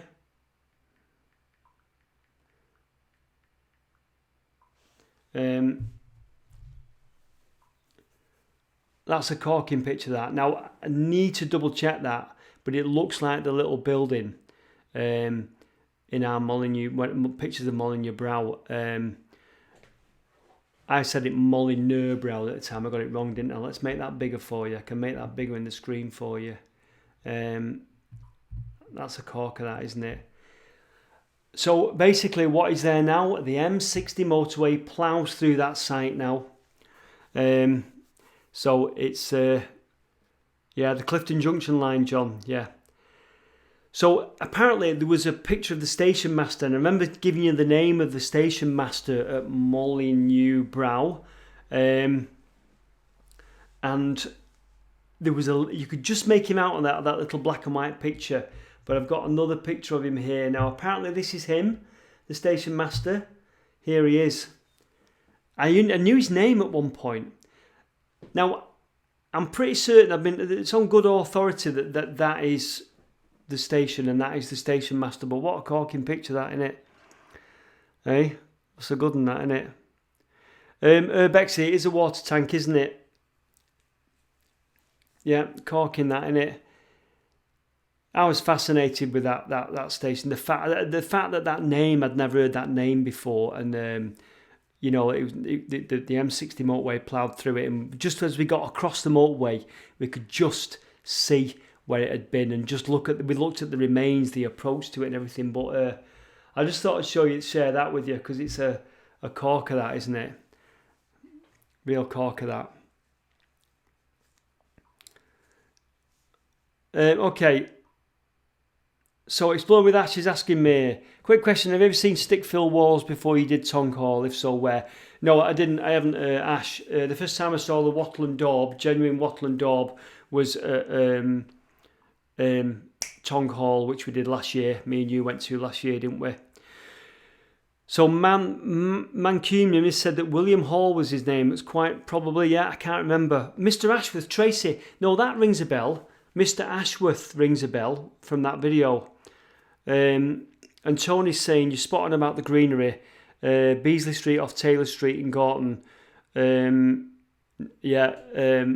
Once filled with houses is now quite green. The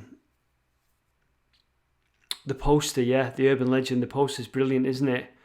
And the pictures does say so much. The corking pictures, them out. A lot of these pictures come to light after I've done the video. Somebody will watch the video, go away and do some brilliant piece of research, and they'll go, look at this, and I'll go, why don't I have that for the video? Stefan is asking me, do I know what Molyneux meant in the context of the station? No, I don't. Wasn't it the name of some cottages nearby, I think? Ashton on Mersey Bugle. Oh, you're talking about Ubuntu, yeah. I'm on a Mac, so I can't use that. Wattle and daub will still exist in a lot of places, to be honest with you. When I was at, the other week, I was at, what was it called? Chetham's School of Music. I got a quick look in there. In one of the rooms, they've got a glass panel that shows the old wattle and daub. You can see the actual construct of the wall. I took a picture of it, but it didn't come out very well. It was Mr. Ashworth, Thomas. Yes, it was Mr. There were probably different station masters throughout time, but I think it was Mr. Ashworth, the station master. Right, so what time are we on? How long have we been on? 7:30. We've been on just an hour and 10 minutes. The comments have slowed down. I'm not quite sure why the comments have slowed down. I think what this program does is it sort of holds comments and it releases a load of comments at me.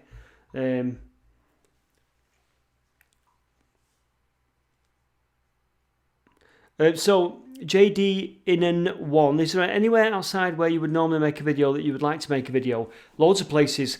I'd certainly go anywhere in the country. There's loads of interesting places. I got invited to an iron mine today, but again, it's like when lockdown's over, so whenever lockdown's over. But that's down in, it's down south somewhere. I can't remember where it was. Hello, Matt. How are you doing? Yeah, David Lowther. The attic in Odsal Hall is good for wattle and daub. Okay. Oh, I can add I can add your comments to the broadcast. So let's try and do this, shall we? So, Ashton Archer, add to broadcast. There you go, I can put it, I didn't know I could do that. I can highlight people's comments. How do I get rid of it? That's how I get rid of it. There you go, so if you ask a really interesting question, it'll feature on the screen. I've just worked that one out. Right, so, let's feature this thing here. Hey up Hutchie, Martin, have you ever got around to watching Hell is a City? No, I haven't, believe it or not. And I know that film is quite a good film. And I know there's a scene on the roof of the refuge building where they're having a fight. And I know there's some scenes in Oldham as well. And I've watched the scene in Oldham where they're playing a game. I really do need to watch that film. Okay, so let's have a look. What's this one? So Vifa 800, Martin, do you have any plans to explore Wet Earth any further? Of course, we're going to finish the whole lot off. Me and Danny are going to go back as soon as lockdown is over, and we're going to finish it off. So thank you for that. Look, I can feature your comments now. Eddie Henningson, are you not allowed to go out at all? We are allowed to go out, but it's just supposed to be for 1 hour for exercise. Difficult to arrange a video, and it's difficult to get people to come out because people are trying to comply. I don't want to be seen to be flouting it on my YouTube channel. So we're doing these magazine style programs at the minute. Okay, so what else have we got? Have we got any more interesting questions we can feature on the screen that I've just learned that I can do? Okay, so Phil, all right, let's feature Phil's thingy. Martin, how is Tank Rover coming along? Have you installed the pan and tilt head yet? So Tank Rover is the same as he was. I need to clean him up because he's still got mud in from that tunnel. And the pan and tilt thing is raises the gun. And I don't know how that is going to tip a GoPro.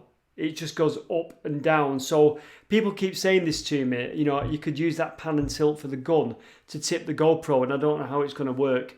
All I need to do is do a couple of runs. I go run with the GoPro facing that way, and I should have done a run with the GoPro facing downwards like that. So no, I haven't adapted Tank Rover. I was looking at something today. It was a remote control digger. It was a corker. Bit expensive though. Right. Okay, just a word. So James is asking me a question. So James is asking, Martin, have you read Paul Morley's book, The North? If not, let me know and I'll send it to you, The Entire History of the North. I've seen the book. I've not read it. I'm a bit bad at reading books. And there's lots of things I want to read. And I'm usually, I spend all my time off doing the YouTube stuff, so I don't often get time to read books, to be honest with you, especially if it's quite a big book.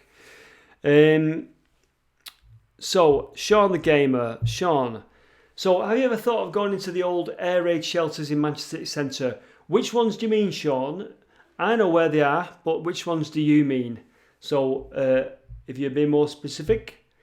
Thomas Tierney, any other canals that have plug holes? There are. When I did the trapdoor under the canal video, quite a few people were sending me an old story from the 1970s of a similar thing that had happened where some workmen were in the canal and they yanked a chain and it had a trapdoor in it and they started to drain the canal. So there are, but I can't remember where it is in the live stream. Okay, so what is the first place that you will explore when lockdown is lifted? Probably crack on with the Wet Earth colliery stuff, and there's something else I want to do as well, which will be quite an easy one to go to. Ashton, yeah, you're quite right. An audio book would be quite good because then I'd actually be able to listen to it.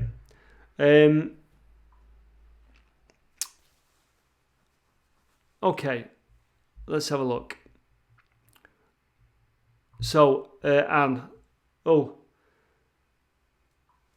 Chris, what's the most scary, dodgy situation you've been in since exploring? I keep mentioning it, don't I? But it's probably the bit in the Medlock where it got really deep near Burley's Weir. Scary, dodgy situation. I can't think of any. That tunnel, the upcast shaft at Wet Earth was quite scary because that floor was very. We had to just step in to get Tank Rover, and the floor was almost hollow. Let's have a look. Hello, Rail TV. Have I got a new drone? No, I haven't. I want the Mavic Pro 2 with the actual. You don't put your phone in the remote control bit. It's actually got its own remote controller. Biker Type, Germany's watching. Hello, how are you doing? Well, hello to Germany. Right, I've got something else for you. So I'm aware that I'm just chatting, I'm just answering the comments. We've got 440 in, so thank you to everyone that's here. I'm aware that not everyone comments, so hello to everyone who's not commenting and who's just sat watching at home watching. Thank you very much. The Man Who. So, what's Gary saying? The Man Who mistook Town Hall Clock Tower. I don't know what you're talking about, Gary. I don't know what you're talking about. Sorry, pal. Right, so I've got another feature for you. So would you want another feature? Another feature I've got for you in this magazine style live stream. So somebody sent me something, and I can't remember who it was. Was it a guy called DJ? It might have been. But somebody scanned some things out of a book for me. So I thought we'd have a look at them because they're quite good. So what I was going to also mention was I got a letter the other day from the post office about the PO box. You know, I've got a PO box, and it was expensive to set up that PO box, and they charge you an amount for 6 months. And I got the reminder through today for the next 6 months, and I'll tell you how much it is. Do you know how much they want for 6 months of a PO box? £165. Yeah, they want £165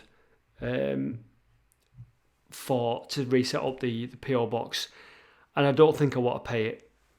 So I might have to let the PO box go. Now I can't give my home address out, so I don't know what I'm going to do. If anyone's got any suggestions where I can get a cheaper PO box or somewhere where people want to send stuff to, but maybe you might have to stop sending me stuff, and I do apologise for that, and I'm very grateful for people sending me stuff, but £165, what's that for a year?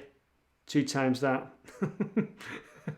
Can somebody do 2 times 200? 165 times 2. That's £330 a year. It's too much in it. So the PO box might have to go.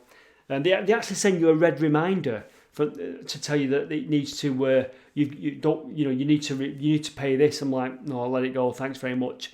Right. So Gary was on about the Town Hall clock tower. That was a scary bit where I went out on that little ledge and looked up at the clock face. That was very scary.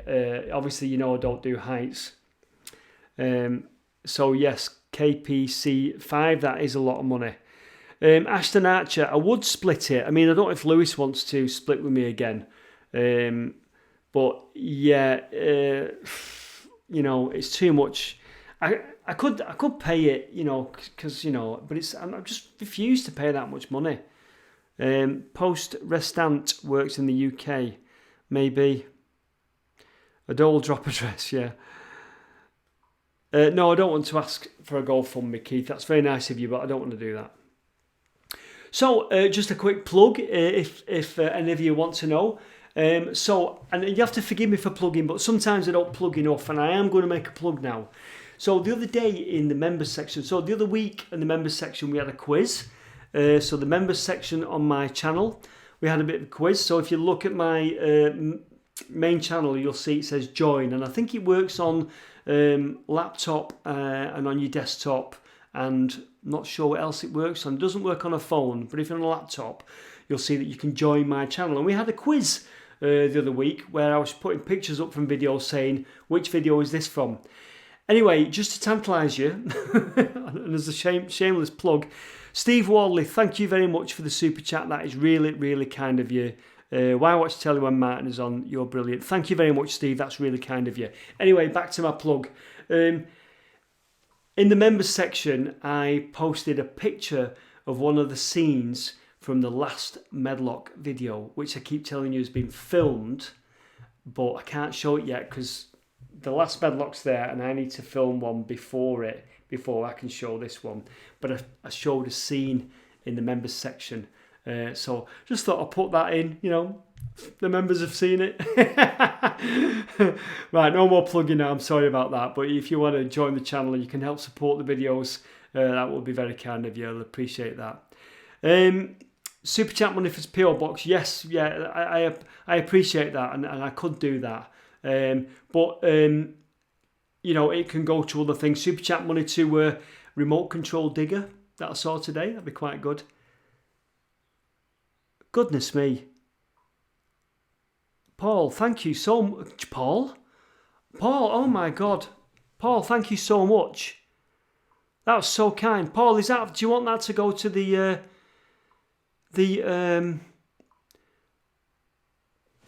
the PO box. You tell me what you want me to do with that, Paul.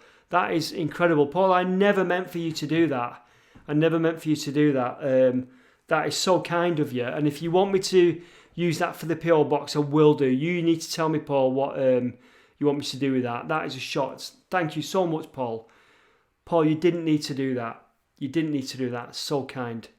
That's so kind. I'll have to just go and get my red letter now from the post office button thingy. £4 a month to join your channel. Why not use that one? Yeah, I could do. It goes to other things as well. I mean, there's.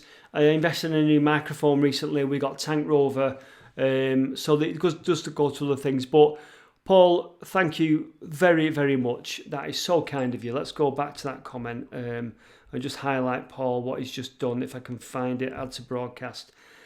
Paul has just basically paid the PO box, which is so kind of him. That is so kind of you. So Paul, let me know if you want to private message me. You can do, and let me know what you want me to do with that money. I'm guessing it's 165. You want me to carry on with the PO box, and I will do. And blown away by that. Thank you so much. Thank you so much. Yeah, thank you very much. I never expected that. And I think the viewers are quite stunned by that as well. I think everyone's really chuffed that you've done that. So yeah, I'm very grateful for that, Paul. Thank you. Paul is actually a member of the channel as well, and Paul supports this channel as well. He's one of the members, so I really appreciate what Paul has done. Paul helping me out. John Postlethwaite. Hello, John. How are you doing? My family are fine. Thank you very much. I hope your families are all fine as well. Everyone out there. Hope everyone's well. So I will carry on with PO box. I never expected that. Right. Shall we move on? And I've got some things to show you. This is probably the last thing I've got to show you. Unless anyone's got any requests. I don't know if I can bring it into the live stream. Reginald Cook has asked, have you ever thought of doing other places other than Manchester? Yes, we have done, and I will do. Did Paul say yes to the PO box? Yes. Right. I think people are still reeling, Paul, from what you've just done. That is really kind of you. Yes, sorry, I missed Paul's comment where he said to use for the PO box. Paul, I will go and do that when I go downstairs in a minute. I will go and do that, and I will renew that PO box. That's very kind of you. And I'll try and the PO box is PO Box 265 Manchester. I've got it on my phone here. I always forget the postcode.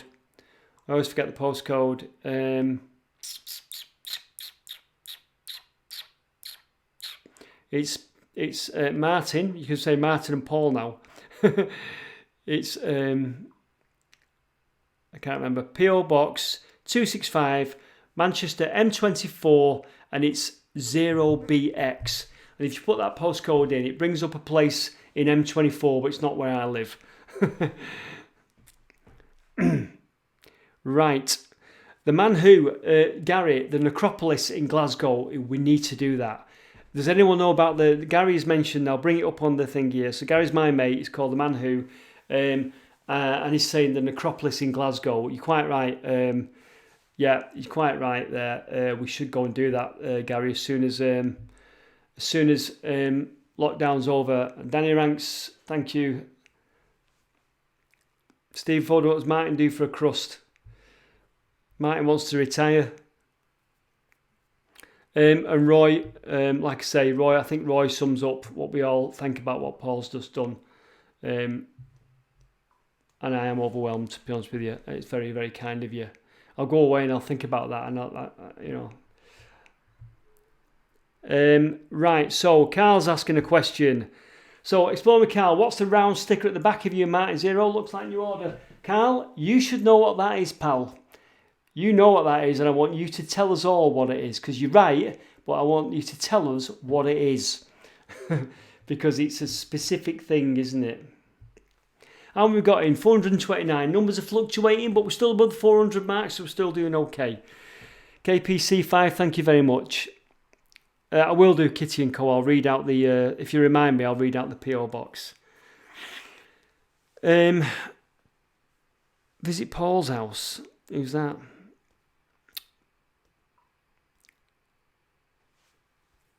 Ashton on Mersey Bugle, thank you very much for saying that about Paul. Okay, so Paul says, I'm getting embarrassed now, it's no big deal. Paul, it is a big deal. It is a big deal. It's a big deal to me, mate. That is a big deal to me. You know, I was talking before about 4 years ago I started this channel. I never thought I would get to this point. You know, I used to judge the video success if it got 100 views. I used to the video was a success. Nowadays, within the first 24 hours, a lot of the time, the video has got 10,000 views, which is incredible. And I never thought, you know, I'd get to this stage. So it is absolutely incredible, and it's a big deal to me, pal. So thank you very much. Thank you. Right, okay, I've got some stuff to show you, and I know I'm waffling on, but I don't want to ignore the comments, but it's a balance between me and answering the comments and making it interesting and showing stuff. So how am I going to get this up now? If I remember rightly how I'm going to get this up. Oh dear. Can I get it up? HD Pro camera. That's still that camera, yeah. Manchester Guide. Is this the one? Yes, it is. Yes, it is. Okay. Right. So, is it a test card behind me? No, it's not a test card. You shouldn't. Right. So, okay. So, let's just finish this off. Carl was asking, is that to do with New Order? Yes, it is. So, if you've got New Order's Blue Monday, and if you've got New Order's Power, Corruption and Lies, Simon Mills, thank you very much for the super chat. That is really kind of you. Thank you very much. Really appreciate that. Anyway, New Order. So Peter Saville, the famous graphic designer, came up with a code, a famous colour code for New Order's albums and singles back around 1983. Blue Monday, Power, Corruption and Lies.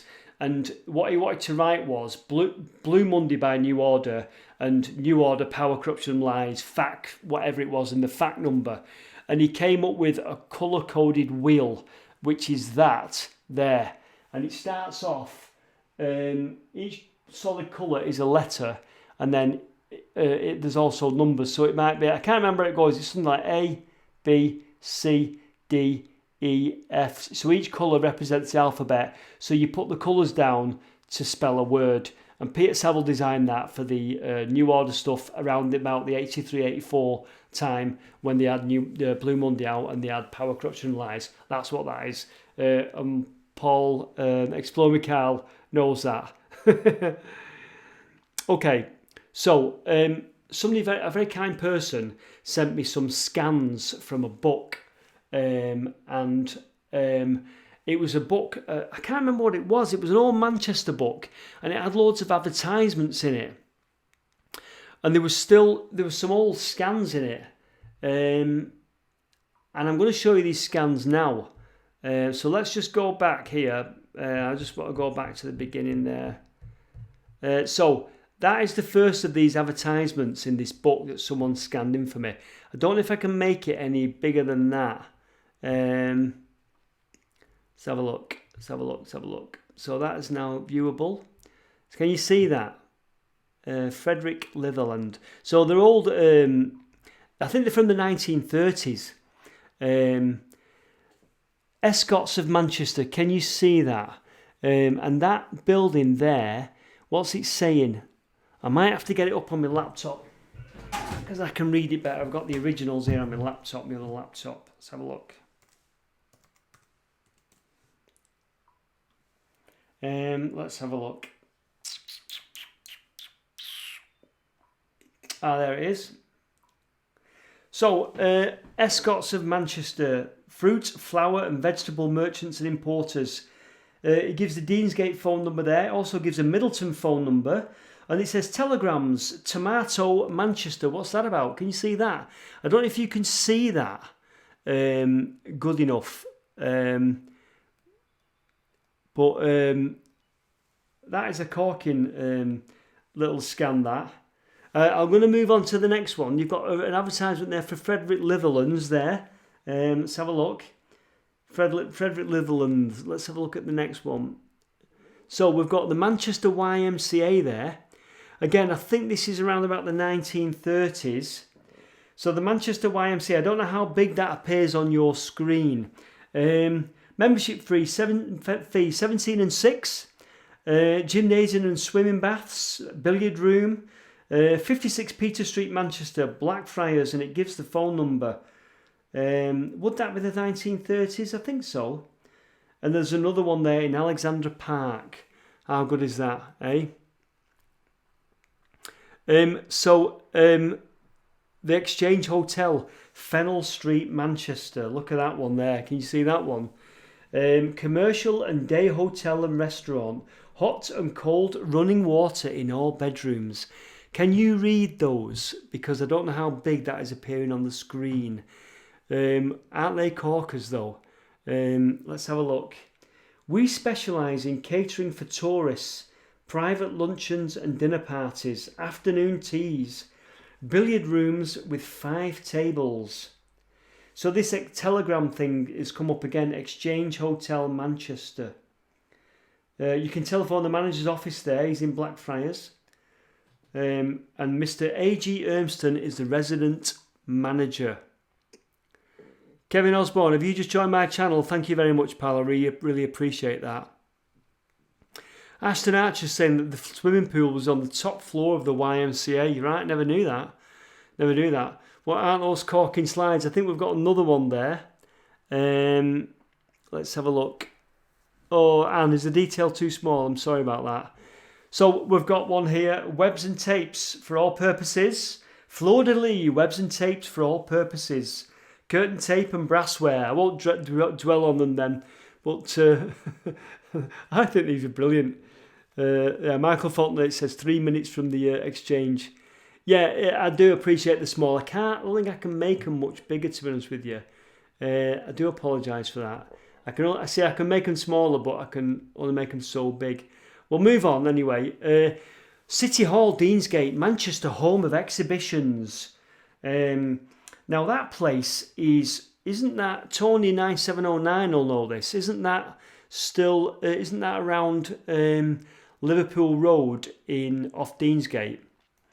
And wasn't that the Air and Space Museum near the Science and Industry Museum? Ashton Archer and Tony 9709, you're the Mancunians in the house. Or the Mancunians that I know are definitely Mancunians. I know there's not a lot of Mancunians in the house, but I know you're definitely from here. So the City Hall, wasn't that the Air and Space Museum? Anyway, I'll read what it says because it's probably small for you. It says, the City Hall, Deansgate, Manchester, home of exhibitions. This ideal exhibition hall is situated in the heart of Manchester and has 70,000 square feet of floor space covering 3 large halls. Many established annual exhibitions are housed at the City Hall, including Brighter Homes Exhibition and the North National Radio Exhibition. A complete list of exhibitions is given in the panel on the right. For further particulars, apply to the organisers. Shall we see what was on in 1937? I was right, it was the 1930s. So in 1937 we had the Furniture Trade Exhibition. We had the Brighter Homes Exhibition on September the 17th to October the 2nd. So it sounds like a corker, that. So let's have a look at the last one we've got. The last one, and this is the one I love the most. Right, switch over to electricity in the works and at home. How good is that? Manchester Corporation Electricity Department at the bottom there. Power, heat and light. Now that ties in with, if you remember the video I did at the beginning of last year, about the power station, Bloom Street Power Station. How good is that? And look at the old photos there, the old drawings of the sat in the chair enjoying the electric fire, not a coal fire, an electric fire. I'll read what it says to you. Sorry, I broke wind then. But you don't want me being too bilious live on the air, would you? I'll read what it says. In the home, the clean, cheap, labour-saving power of electricity offers better cooking under healthier condition, warmth where you want it and when you want it, food in fresher condition, more leisurely cultural enjoyment, an easier wash day. All these can be yours at the touch of a switch when you decide. Make use of the full, cheap electricity which is at your service.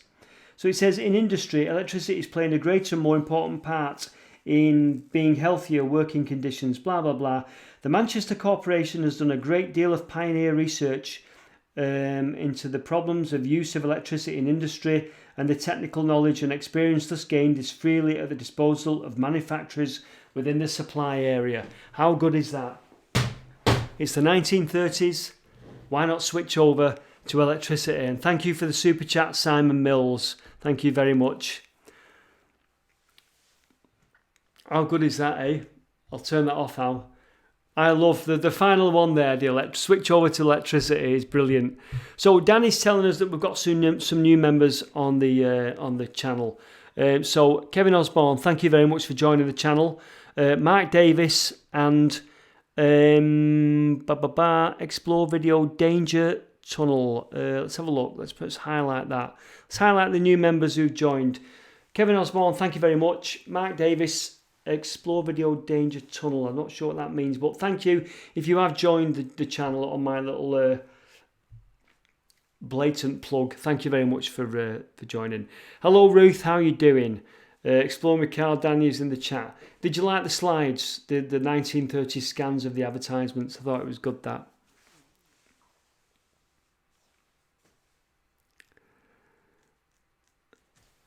I thought it was corking those. I think I've shown you everything I was going to show you now. 359 we've dropped. We've dropped to below 400. Oh dear. A different voltage in every town. It probably was, YD, yeah. It probably was. Yeah.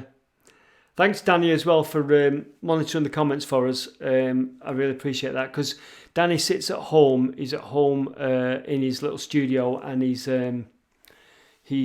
monitoring the comments. And my apologies to Lewis and to Dean, because I know Dean had a guitar set up and everything, and it's probably me that's got it bloody wrong.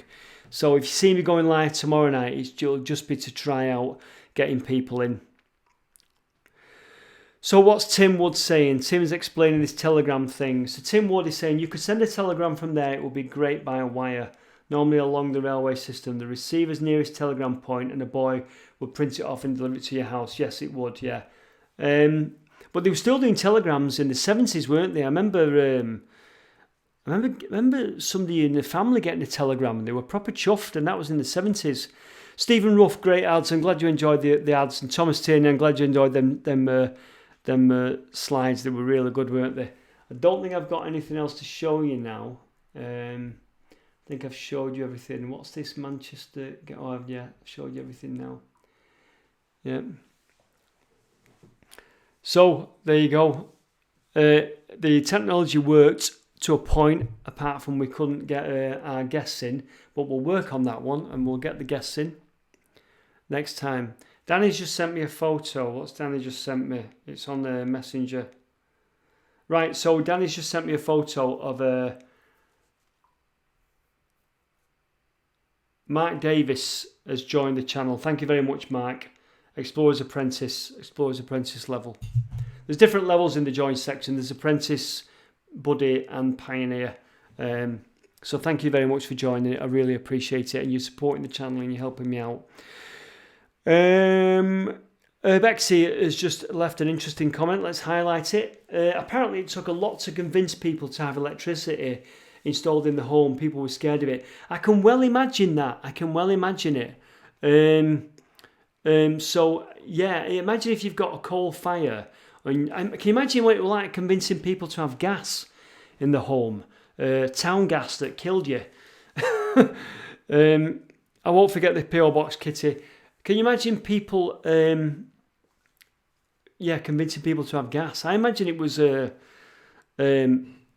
even more difficult having gas. and more dangerous, really. Quick thingy. What happened to me? 2015, was it? My power kept going off. I live in an old terraced house. That's what we're in here at the minute. And the power kept blowing in the house, and it wasn't the meter. And I had to call the electricity board out. And they, what did they do? There was a fault underground, and eventually they got to the bottom of the fault. And they had to dig up outside the street, and they found the main cable that branched off and came into my house, and there was a fault there.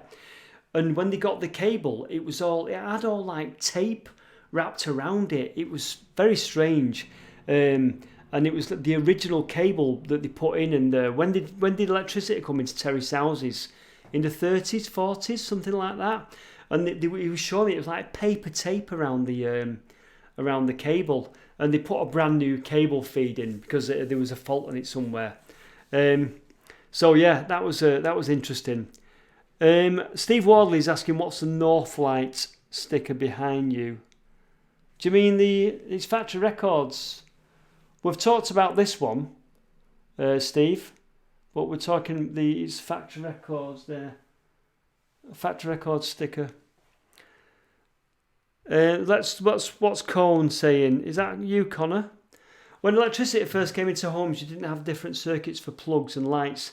There's a few photos out there of people unscrewing the light bulb and screwing a plug into an iron. Yeah, I'm sure I remember doing that. And what were those old plugs that were 3 in a row? Was it Rolex or something? Before the sort of like that came in, the triangular arrangement. There used to be 3 in a row. My grandma's and our very old terraced house used to have them. Were they called Rolex or something? Yeah, let's have a look at the comments. Thanks, James Blake. Thank you very much. Kevin, let's have a look. So Kevin's just joined the channel. Thank you very much, Kevin. I might have highlighted that already.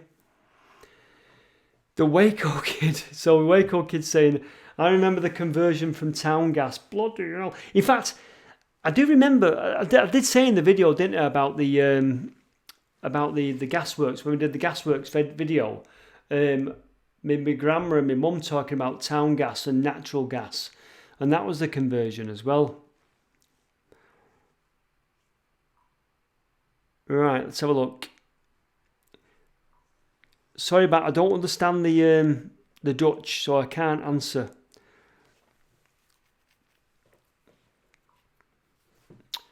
Right, nostalgia. Give me a nostalgia topic, and don't give me something too far away. Too old, rather. We've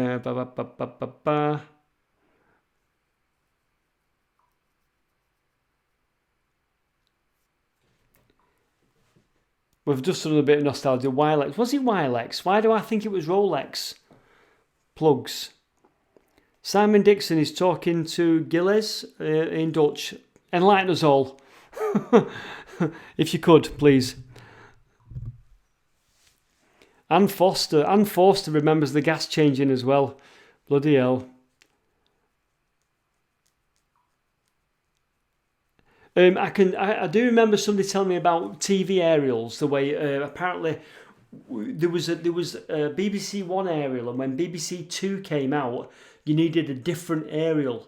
Now, if you're under the age of 50, I apologise for this, but it's been an interesting sociological study for you. And we knew someone that had an aerial industry an aerial business back in the day. I knew a guy that had an aerial business in the 80s, and he'd made a load of money in the early 70s when they brought out BBC Two, because he'd go to a street and somebody'd say, I want a BBC Two aerial putting up. And he'd go up and he'd put the BBC Two aerial up, and somebody would come out and say, can you do me one as well? And he said, I was making cash hand over fist. He said, I was making loads of money, and there was times I couldn't get off a street, and somebody else was waiting for me the other side of town, and I couldn't get off a particular street because everyone wanted BBC Two. So somebody's just said something interesting. Simon Lawton has just said, my grandma had a gas fridge. I remember my mum and dad having some friends, and they had a gas fridge. A gas fridge. How did they work? Right? What was that about? What was that about? How did gas fridges work? Aston Archer different transmitting signals, probably. So Don Constance has said 4 or 5 lines changed to 62. Is that why it needed a different aerial, Don? Maybe, I think so. Not sure. Ashton's sort of saying yes, it's different hertz or something like that. Right, so Synthasylum has just raised something interesting. Favourite Jerry Anderson series?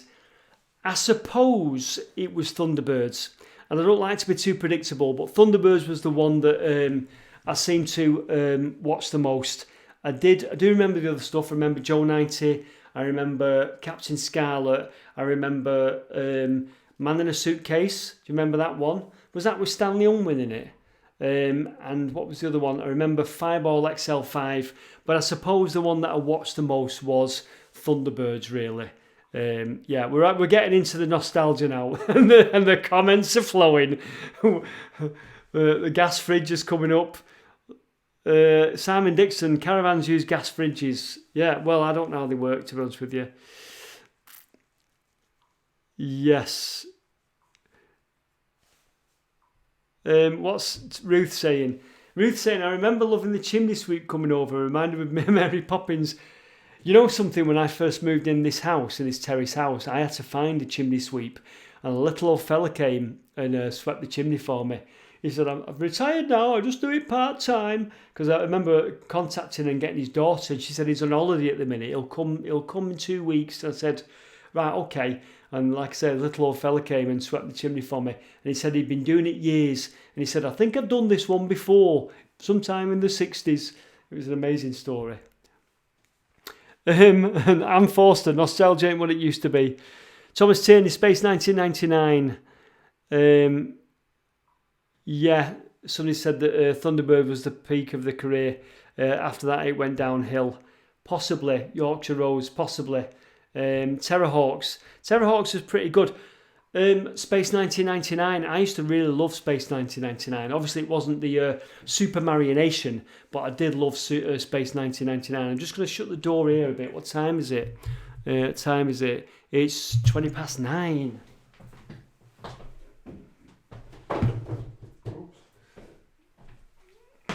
I'll pull the bloody internet connection out if I'm not careful. Eagles on Moonbase Alpha. I think I need to get from eBay. I need to get an Eagle transporter, don't I? Or what was it? Eagle Freighter? The Eagle Freighter. Wow. Yeah. Do you remember that one? Stanley Unwin was in the Secret Service. Yes. The chimney. David Aspinall, the chimney sweep. So Aston Archer asks favourite Doctor.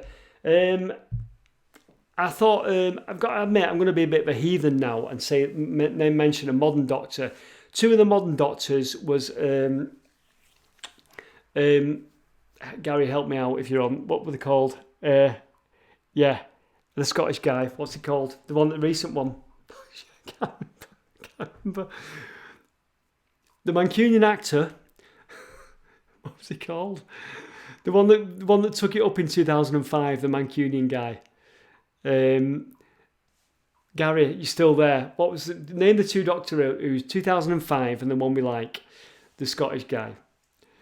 The comments are behind. I'm waiting for you to help me out. Christopher Eccleston, David Tennant, yes, and Christopher Eccleston. I thought they were really good Doctors, to be honest with you. Now, if you're not into Doctor Who, I apologise, I won't dwell on Doctor Who, but I thought that Christopher Eccleston and David Tennant were actually really good Doctors. But going back in the day, the 2 Doctors for me were, I think I've just had a message off Gary. Yeah, Gary, thanks for that. You sent me a message. The 2 Doctors that were my Doctors were John Pertwee, when I was very, very young and I first started watching it, and Tom Baker. They were the 2 Doctors. After that, I lost the plot with Doctor Who. I absolutely lost the plot with Doctor Who. Really did. Peter Capaldi, Blast Process, was pretty good, I thought, and it wasn't very. It weren't very fair to him, to be honest with you. Okay, so I'll put one forward now. Favorite Doctor Who story. Okay, I'm not going to name my favourite Doctor Who story, but I'm going to name the one that sticks in my head the most from when I was a kid. John Pertwee, the giant maggots in the mine, when the Brigadier was in it. The giant maggots, do you remember? And I watch it now and I just can't get over how bad it was, but at the time it was so interesting. And the giant maggot flew at your throat like that, and it was like this maggot just flipping about like that. Incredible. Scared the hell out of me, the giant maggots. Was it called the Green Death or something like that? The maggot bit you and then you went green. Or have I got that wrong? No, that was the Wirren. It was the Ark in space, that wasn't it? Put the comments are behind because I'm waiting for you to catch up with me. Jamie, it has to have Daleks. Graham Smith has mentioned one that is brilliant that I know Gary and my mate will agree with. Don't Blink. That was a brilliant one. Let's have a look. T. Ruth, Wurzel Gummidge. Yeah, remember that one. Sensory Triggered. So Dean has mentioned, if I can get... Oh, I didn't mean to do that one. Dean has mentioned Don't Blink. Yeah, Can't Blink. It was Don't Blink, wasn't it? Something like that. I'm waiting for Gary to come up with one now because Gary will come up with his most favourite one. The Green Death. Don Constance, The Green Death, yeah. I think that was the Ark in space, wasn't it? I've got you all on about... now, Mike Howard has just mentioned one there. The Sea Devils. I remember that, Mike, when they came out and they had those like things on the hands that flashed. Terrifying. Right. If you're not into Doctor Who, I do apologise. We'll move on. Simon Lawton, Lost in Space. That used to be on a Sunday morning, didn't it? Black and white. It ran for months, that, but it was brilliant. Never watched Blake 7. Rent-A-Ghost. Used to watch Rent-A-Ghost. A lot of people going for Blink in the comments. Doctor Who's three-wheel car. Ooh, I don't remember that. I seem to have kicked off. Now, Gary's mentioned one here, Turn Left. Yes, I knew you were going to mention that. And Exploring McCall has mentioned, who remembers Sapphire and Steel? Oh my God. Sapphire and Steel. That was incredible. Who was it? Joanna Lumley and David Callum? Was it David Callum? But it was the first Sapphire and Steel that I remember. The first and the second one. The first one was about an old station and the old... No, I'm wrong. The first one was about the nursery rhymes and the second one was about an old station, wasn't it? And the First World War, the Second World War. Was it the First World War? The Outer Limits. Yeah. Everyone's mentioning their favourite programmes. Lost in Space. Oh, is it still on that, Malcolm? The car was the Whomobile. Let's have a look.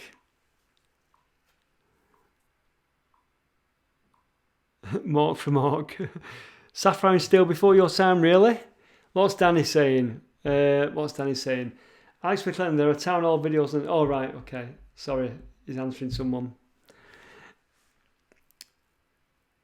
Oh, Chris Wakefield. Right, I didn't mean to... See, the Singing Ringing Tree, Stephen, was after my time. Where's Chris Wakefield's thingy? Right, Chris Wakefield. That's a corker. Remember those educational series from schools like Dark Towers? Don't remember that one. The Boy from Space and Wordy, the orange floating thing. Well, that was called Words and Pictures. Now, there was...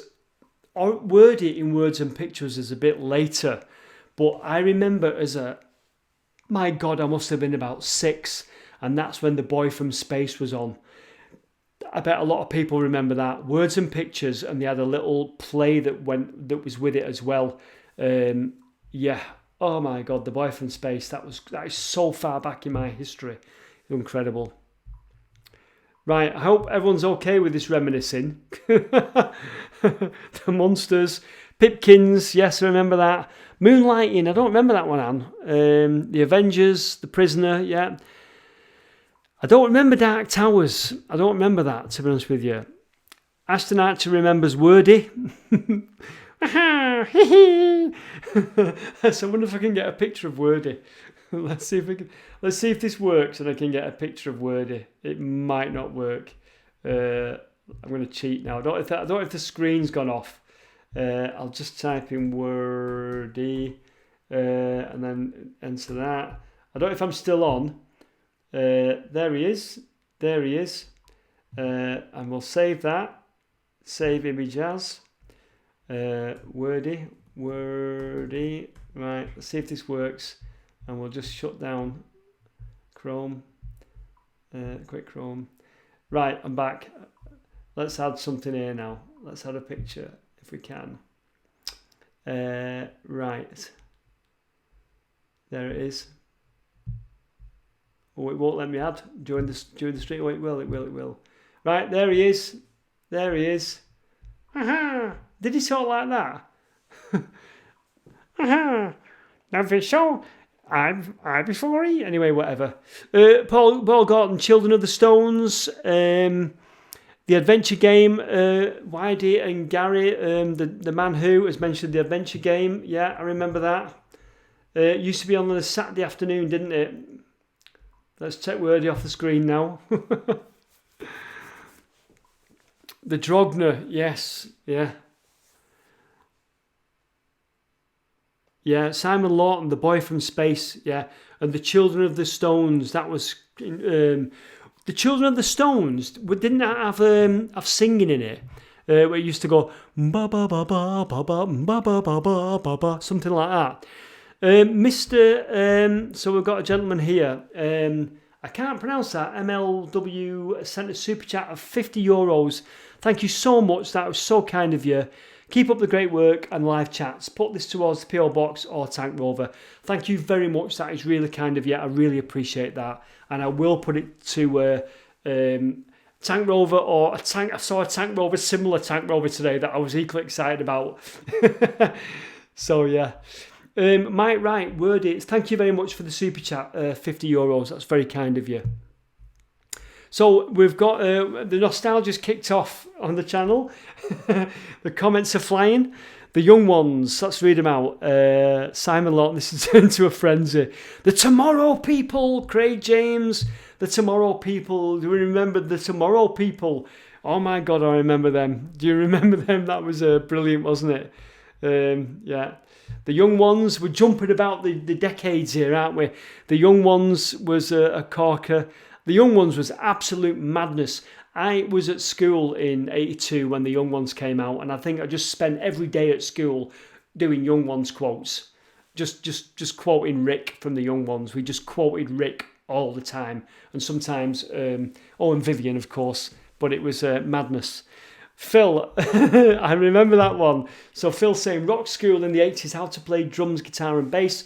I used to watch that. That was brilliant. I love the synth ones. It's quite mental.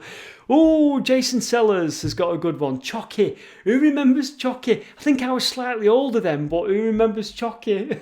This is brilliant. Blast Process. Yes, Blast Process. Who remembers that one? Mary Mungo and Midge. The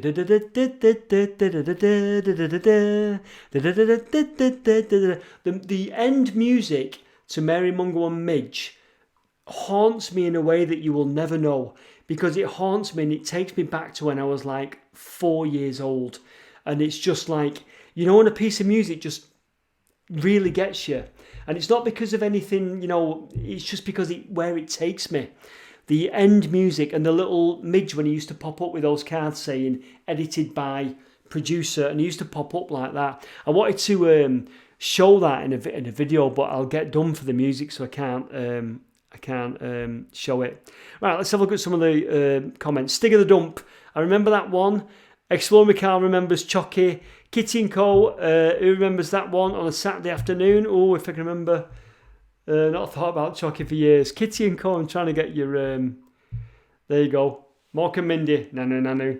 That was there's various... if I said to you a time and a decade, you'd probably come up with the programmes, wouldn't I? So if I said to you, Saturday tea time, 1980s, you'd go Mork and Mindy. You'd probably go The Adventure Game over on BBC Two. You'd probably come up with Metal Mickey. If I said to you schools and programmes when you were off school with a cold, schools and programmes for schools and colleges, you come up with words and pictures and things like that, wouldn't you? Yeah, Simon Lawton says a lot of people the same age. You was Vivian, yeah. Yeah. Michael Grove, yeah. Scotty Boys, just thought I'd highlight your comment there. Yeah, so that was a good film, wasn't it? The Anthill Mob, that was from Catch the Pigeon, wasn't it? There was two. There's Wacky Races and Catch the Pigeon, weren't there? This is going mad, isn't it? This is going mad. Who remembers one called the Georgian House?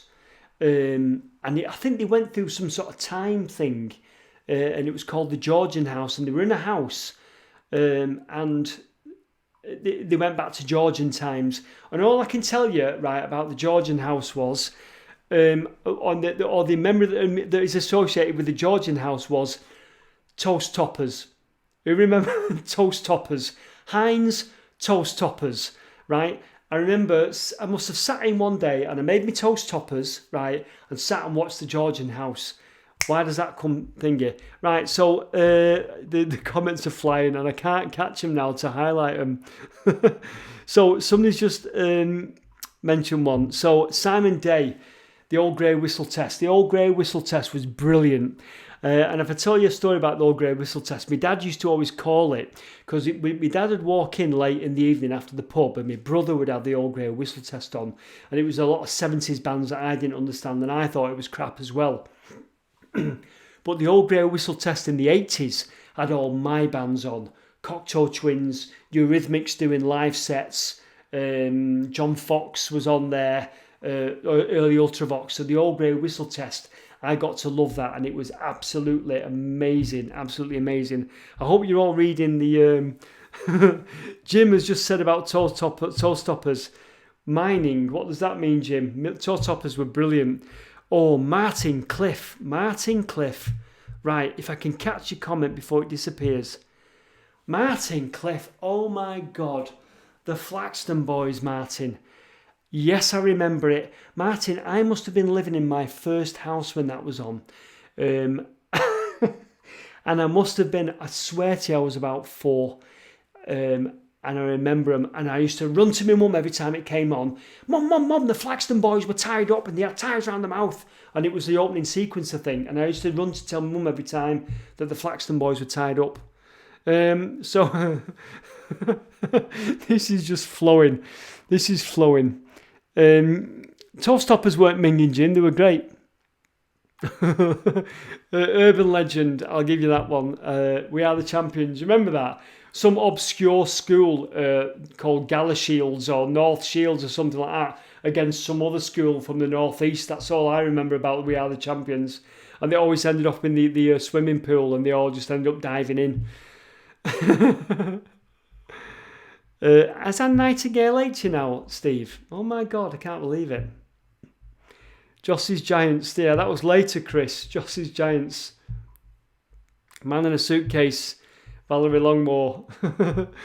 We're having a good time here. It's suddenly picked up, hasn't it? Yes, so Synth Asylum has just given us that little piece. It was broadcast from, first ever episode of Top of the Pops broadcast from Dickinson Road, Manchester. We're flowing, aren't we? We're flowing here, aren't we? I used to like Toast Toppers. I think I had the cheese and mushroom ones. Pizza Flavour, yeah, they came out a bit later.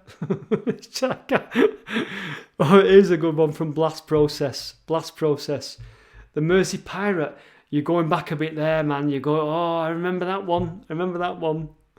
It's a Knockout. Remember that one? Friday night was Pop and Toffee's night, and It's a Knockout used to be on with what was he called? Eddie used to be laughing, and Stuart Hall won it. He was always laughing, weren't he? Yeah, Keith Wellings. Tomorrow's World. Yeah, so I'm trying to catch your thingy, Keith. Who remembers this one? So Keith Wellings has said Magpie versus Blue Peter.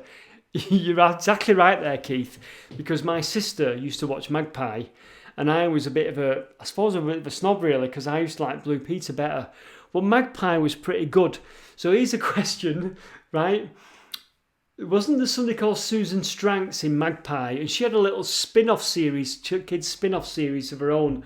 What was it called? Who can remember that one? Because I can remember. And I'm going to tell you what it was before you even get it. Paper Play. With two spiders called Itsy and Bitsy.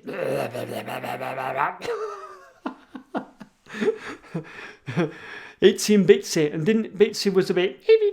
And Bitsy was like... Who remembers Itsy and Bitsy? Yeah, Blue Peter, Grange Hill, yeah, Eddie Waring with It's a Knockout, Keith Chegwin. I can't keep up with the comments. We've gone mental. We've gone mental. Now, the Forerunner 2, if I can catch it, what's that? Michael Benzine's, it was called Michael Benzine's Potty Time. Why did Itsy and Bitsy? Yeah, Itsy and Bitsy. Who remembers that one? Okay, here's one that nobody's mentioned, and if you have, sorry about this one. Who remembers Finger Bobs? Finger Mouse. Finger Bobs, bum bum bum, Finger Bobs. Who remembers Finger Bobs? Name me 2 characters from Finger Bobs, not Finger Bobs. I like to fly and spread my wings. Oh dear, it's gone mental. Yeah, I remember that from Captain Pugwash. Gillies, if you're not getting these, I do apologise. If anyone's not from Britain, I do apologise. I really apologise. Potty time, yeah. We've gone mad. I think we've all collectively gone mad as we all remember our programmes.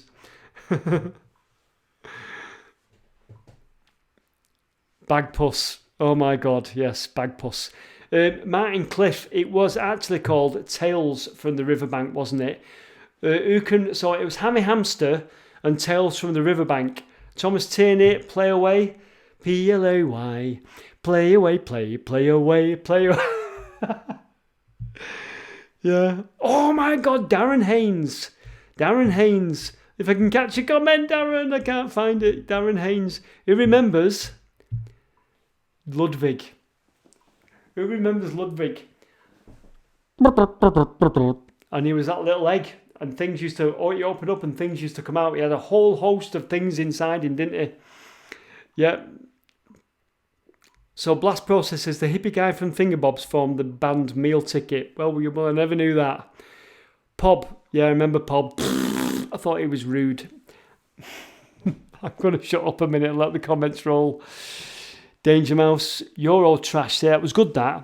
You're all trash. Pogle's Wood. I don't know if I remember that one. Right, who can remember this one? I don't think anyone's mentioned this. All I'm going to do is make a noise. If you remember this one.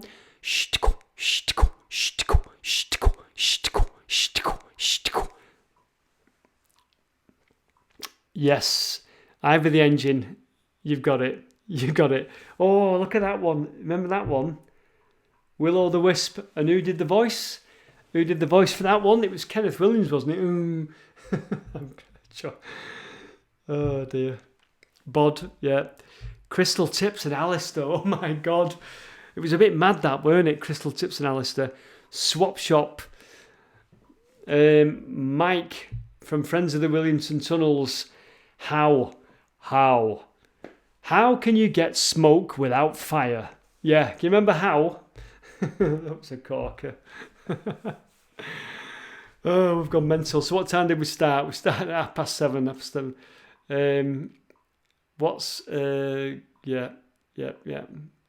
Incredible. Incredible. Yes, Bexy said it was always a nightmare. Kenny Everett, yeah. Right. I don't think the Oh yeah, Explore My Car, that's a good one. You remember the Flumps? And Ian Blagg. Do you remember? Oh, Ian, it's just disappeared. I'm sorry, your comment disappeared. Pippi Longstockings. I remember that. I think my sister used to watch that. Right, and I don't think anyone's mentioned this one, right? And this was one my sister used to always watch, and I didn't like it, but now when I think about it, it was probably quite good. This was one my sister used to watch, and it used to drive me mad when I was about 5 years old. And all I'm going to do is sing the theme tune to you. Remember this one? On white horses, da da da da da da da da da da da da da da. On white horses, remember that one? Was it black and white? And it was overdubbed. It was overdubbed with something, and they used to. They were all speaking French, and they used to say things. You mustn't go near the house. It's dangerous up there. On white horses, yeah. My sister used to watch it. It used to really wind me up, and she used to love it, and I hated it.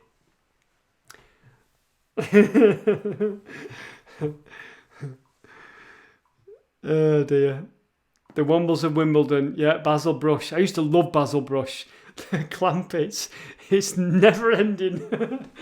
I think we're all of a certain age, aren't we? I think we're all of a certain age. Swallows and Amazons. Why dear? It was French and it was dubbed, weren't it? Okay, Phil Letley, let's get that one up. Why don't you switch off your television set and go and do something interesting instead? Or whenever you played Hangman and you said it was a television theme, you always did that one and you thought you was going to fool the person playing Hangman with you. And straight away they got it because it was that long. Why don't you? Hey dear, we've had a good time, haven't we? Jack and Ori, Anne Forster, I'm laughing as well, Anne. The Singing Ringing Tree. I think that was after my time. Roland Rat, yeah, I was older then. Yeah. Mental, absolutely mental. I think since we've been talking about that, I've not been able to keep up with it. Fiery Phoenix in Battle of the Planets. So Andrew Peter Johnson, loved him when Fiery Phoenix in Battle of the Planets, and they all had to transmute for that. Yeah, it turned into something, didn't it? It was a spaceship that it turned into something. Right, here's one. I've just thought of one and I don't think anyone's mentioned it. Right, I'm going to sing it to you again now. Ready? In fact, I can't remember how it went. Do you remember Josie and the Pussycats? And one of them, they went in a rocket, and one of them pressed the lever by mistake, and it set off to the moon, and they were in space. Josie and the Pussycats. Keith Wellings, I bet you remember that one. Rhubarb and Custard, yeah. Magic Roundabout was a corker, actually. Jamie and the Magic Torch, yeah. Dick Emery. Tell me you remember Josie and the Pussycats, please. The Waco Kid, Black and White's made in Switzerland, yeah. What else was made in Switzerland that was overdubbed? It was Black and White, it was made in Switzerland. I'll tell you one of them. Who remembers Belle and Sebastian? I know there was a band called Belle and Sebastian, but who remembers Belle and Sebastian? And it was the boy who was singing, and it was about in the mountains, and he used to sing Belle, dee dee dee dee. That's quite haunting as well. Humphrey Cushion. Topless darts. The Phoenix and the Carpet. Joe, I remember that one. I remember the Phoenix and the Carpet. Yeah.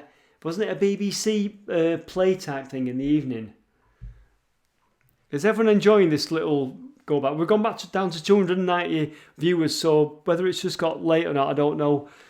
Simon Mills has sent a super chat. Thank you very much, Simon. I really appreciate that. Very kind of you. Thank you, Simon. Quite a mass in the pit. Sword in the stone. Van der Valk. I used to love that music. Do you remember when the theme from Van der Valk got in the charts in about 1973? And I loved it. In fact, when I go off here in a bit, I'm going to play it through the headphones. Van der Valk. Hide It, yeah. Mr. Ben, Hickory House. God. Oh God, guys, we've gone to 285 from 470 odd. So maybe people don't like it, but the ones that are here are loving it. I'm sure you are. I remember one, and it was at dinner time, and it was about a guy going down in a fountain, and it was a cartoon, I think, and he went down this underground place, and there was a fountain underground, and I'm sure it was on the dinner time in about the early 70s. Yes, High Level it was called, the music. Gilligan's Island. What was the other one? I can't remember. Flipper. Do you remember Flipper? The Champions, yeah. What? A new series of Van der Valk started? No way.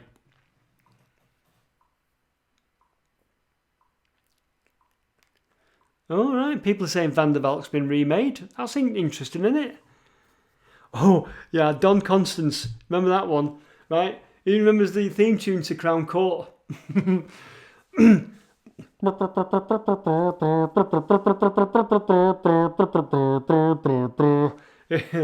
Crown Court, right, I used to go home for my dinner from school. I didn't like staying for school dinners when I was about 5, 6, 7-year-old. I hated it. I hated school, and I didn't want to be there any longer than I needed to be.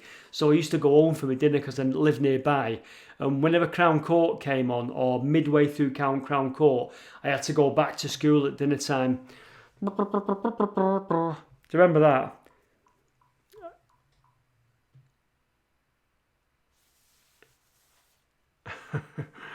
$282. The viewing figures are dropping, guys. Maybe it's because we've been on for over 2 hours. I don't know.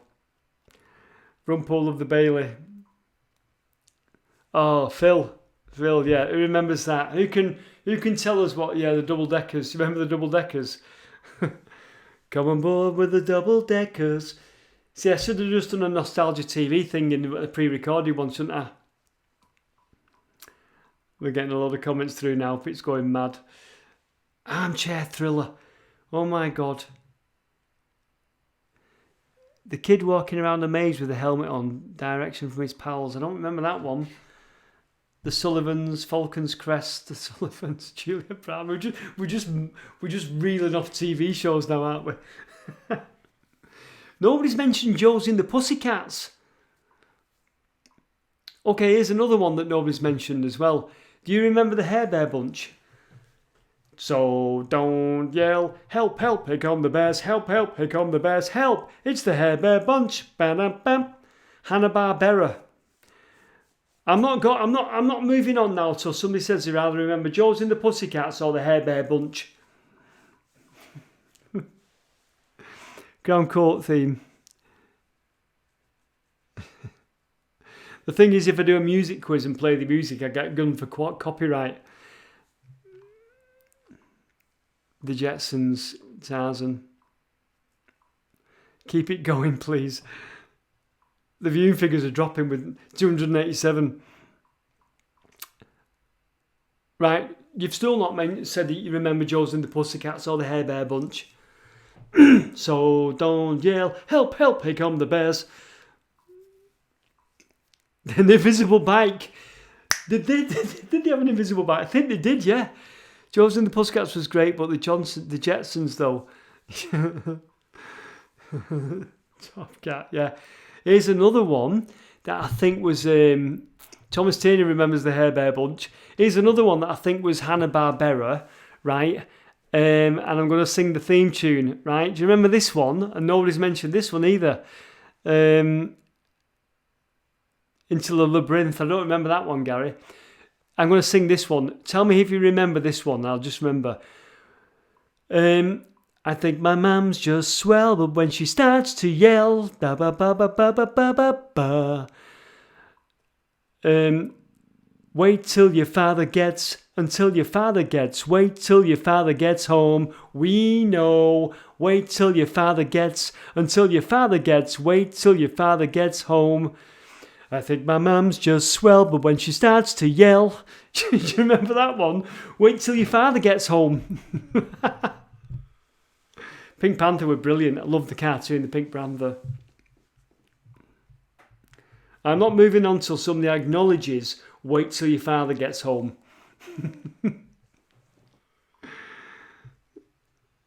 Air Bear Bunch. People have mentioned the Air Bear Bunch now. Yeah, Ruth remembers wait till your father gets home. I think my mum's just swell, but when she starts to yell. Avida St. Pet was a corker. Brady Bunch, I'm not sure if that was before my time. The Air Bear Bunch. Mental. This is mental. We've only got 283 people. We started off with 477. We've got 283 people, but I think we've all descended into some retro TV madness. The Littlest Hobo, yeah. I remember that. What was it? How did the theme tune go? Gary will remember that one. Maybe tomorrow, Hong Fong Fooey, number one super guy. Opportunity Knocks. Right, here's a story about Opportunity Knocks, right? Mr. Pearce has mentioned Opportunity Knocks. My dad was a club singer. He was quite good, apparently, as a singer. And in the 60s, I mentioned this in a video, in the 60s and the 70s, he went around the clubs. He was a club act. And he did all right. He used to do he'd do the Moston Miners Club. And he'd do another club maybe nearby around this area. And then sometimes he'd do two around the Bolton area. And he got paid quite well. I think it all got spent on beer and women. But he got nominated to go on Opportunity Knocks. And he took me with him. And I was tiny. I must have been about 7 or 8 years old. And I remember we had to go to Manchester to a hotel. And I don't know what hotel it was. But Hughie Green was there. And he called him up. He called my dad up. And my dad had to do a stint singing. And he never actually got on the show. But I went to the auditions of Opportunity Knocks with my dad. So there you go. Yep, the mild-mannered janitor. I mean this most sincerely, folks. Yeah. Okay, here's one that nobody's mentioned. And it's a quiz time. Okay, so this is for the real oldies, this one, right? One's old as me. There was an assistant in a kind of a quiz show. And she was called Anne Aston or Annie Aston. What quiz show was Annie Aston in? Let's see if you get this one. Annie Aston or Anne Aston. I bet Ruth will know this one. Annie Aston. I'm waiting for it to come up. First one to get it. Annie Aston. He probably did perform at the Embassy Club, actually. Yeah. Hughie Green. The Tube was brilliant. The Tube was an amazing programme. Anne Aston. Stevie. You got it. Stevie. The Golden Shot. The Golden Shot. Do you remember that one? Left a bit, right a bit. Left a bit, right a bit. He's got the jackpot, and it used to fall down out of the box. Brilliant TV. Bob Momcast. A few of you got it now. Anne Forster's got it. The Golden Shot. And when was it on? Right. When was the Golden Shot on? Because I think I remember what night. What night of the week was it on? The Golden Shot. Because I think I remember. I'm going to write my answer down here, right, on this piece of paper. Right. So I'm going to write the answer down there. I'm going to hold it to there. And when somebody says it, I'll write my answer down. That's just the ideas for the video. What night was the Golden Shot on? The comments are coming through about the Golden Shot. Celebrity Squares, I remember that one. Dusty Bin. Bernie the Bolt, yeah. I used to work with Anne Aston's sister, Rob. Phil, no, was it? Valerie. Now, Valerie, I'm more inclined to agree with Valerie. Sunday, look what I wrote down. Sunday for the Golden Shot. I thought the Golden Shot was on a Sunday. Pretty certain it was on a Sunday night. Just disappeared into a 70s hole there. Sunday tea time. Andy Birch, it was Sunday tea time. Dusty Bin, yeah, the bloody riddles in Dusty Bin. You said yes, And the opposite to that is no. And so what rhymes with no? Snow. And yes, you've won a snowplow. Ruth, I knew you'd know when it was on. It's 5 o'clock Sunday night. Right, okay. So Mike Wright is asking, Look Northwest, do you remember the theme music and what it was? Okay, Mike, I'm going to guess, but I'm going to guess it was Rydeen by the Yellow Magic Orchestra, but I don't think it was for the Look Northwest. I think it was for Granada Reports. Mike, come back to me on that one. Was it Rydeen by the Yellow Magic Orchestra?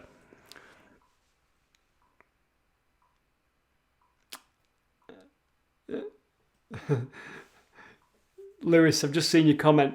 Who was the dude in the... Lewis, what's she saying there? Who was the dude in the rabbit t-shirt before we came on talking about the viaduct? We're still on, Lewis. We've descended into retro TV madness. What's he saying about the Waco Kids telling us about the Tube Studios of history now? They were demolished a few years ago. Oh, that's a shame. That's a shame. Has anyone come back to me about what was the question I asked? Rydeen, Yellow Magic Orchestra. Did you come back to me on that one? Craig James, you've made a major mistake there. Crackerjack, 4 o'clock. It was 5 o'clock, Craig. It's Friday, it's 5 o'clock, and it's Crackerjack, wasn't it? Come on, Craig. Yeah, Jimbo in Bullseye, what you could have won. Right, Miles High. Okay, so Miles High is asking us, Bruce Forsyth Show was the generation game. Love is the name of the game, and I'm gonna play the game with you. We're losing viewers. There's somebody at the door. I could crush a grape, yeah. Oh, and play your cards right as well. Yeah, sorry, play your cards right. I'm probably going too far back. Saturday night, yeah. Right, okay, so Tiswas and what was the other one? Tiswas and Swap Shop. I'm afraid I was a Swap Shop person. I was a bit BBC orientated, weren't I? When the BBC were good.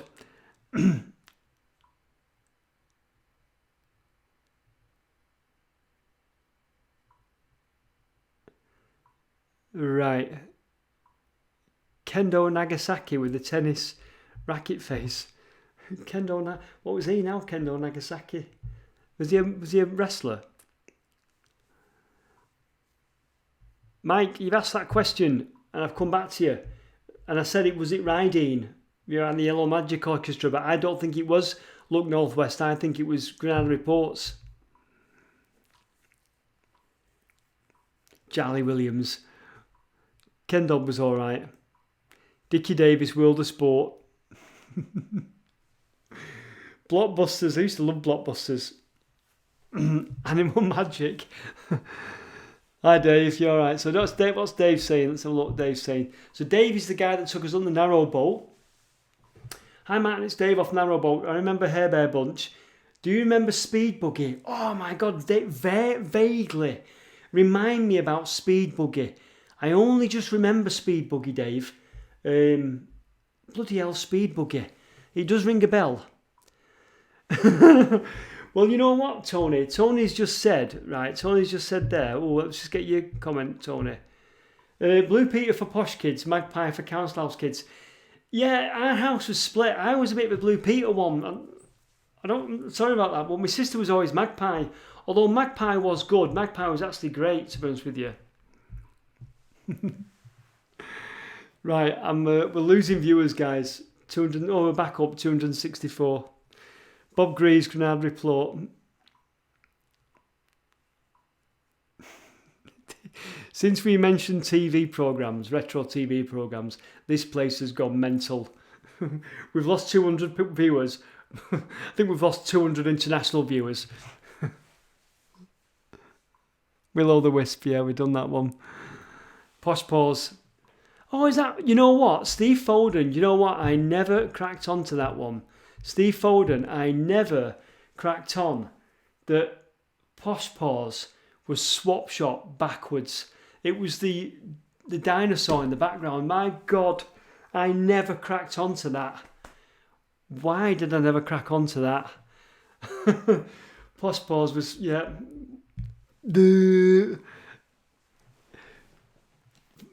40 odd years ago, and I've only just realised. Right, Dave Allen was my dad's comedian. My dad used to like Dave Allen. Banana Splits, yeah. Fleagle, Legal, Diddle, did. Yeah, Fridays, 5 o'clock. Cracker, yeah. I remember Cracker. Well, yeah, they don't put bands on Granada Reports anymore.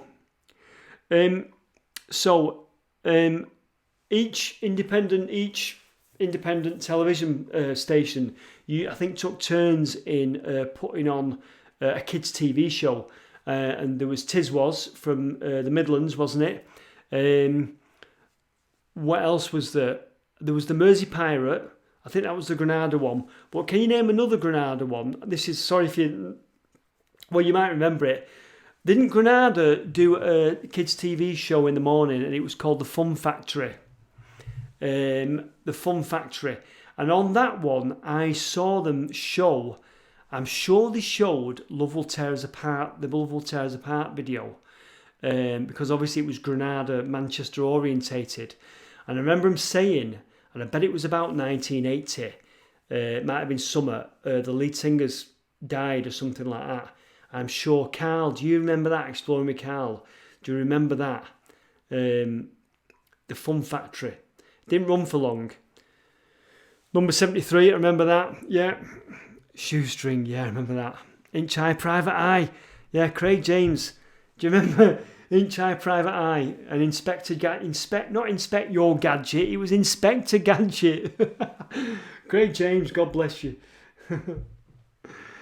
Tiswas, it was alright, Tiswas, yeah. The Phantom Flamflinger. The Mersey Pirate, yeah. Phil, I remember that. The Galloping Gourmet. You remember, it was a cookery show, wasn't it, at dinner time? Right, here's one. Right, dinner time shows for people who had to stay in all day. You remember Paint Along with Nancy Kaminsky. Paint Along with Nancy. Danny, you can go now. I'm sorry if we're losing you. I really apologise, Danny, that I've kept you on the thingy. What time are we? It's gone 10 o'clock. We better go in a bit. It's gone 10 o'clock. Super Grand, Gary, yeah, remember that one. Super Grand. The Wheel Tappers and Shunters. That was Saturday night, weren't it? Yeah.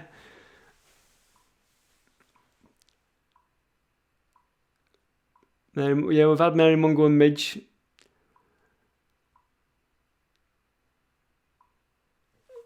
What was that? What was it? What's Plasma Storm? I love my mum and dad and my brothers too, and the groove away we get along. But every time the slightest little thing goes wrong, Mum starts to sing this familiar song. Wait till your father gets, until your father gets. Yes, Plasma Storm, that's the one. Yeah, I think my mum's just swell, but when she starts to yell, Pebble Mill.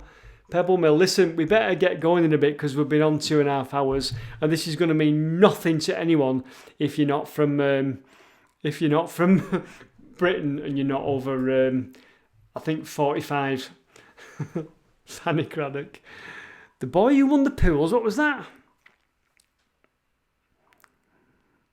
Cheggers Place Pop was great.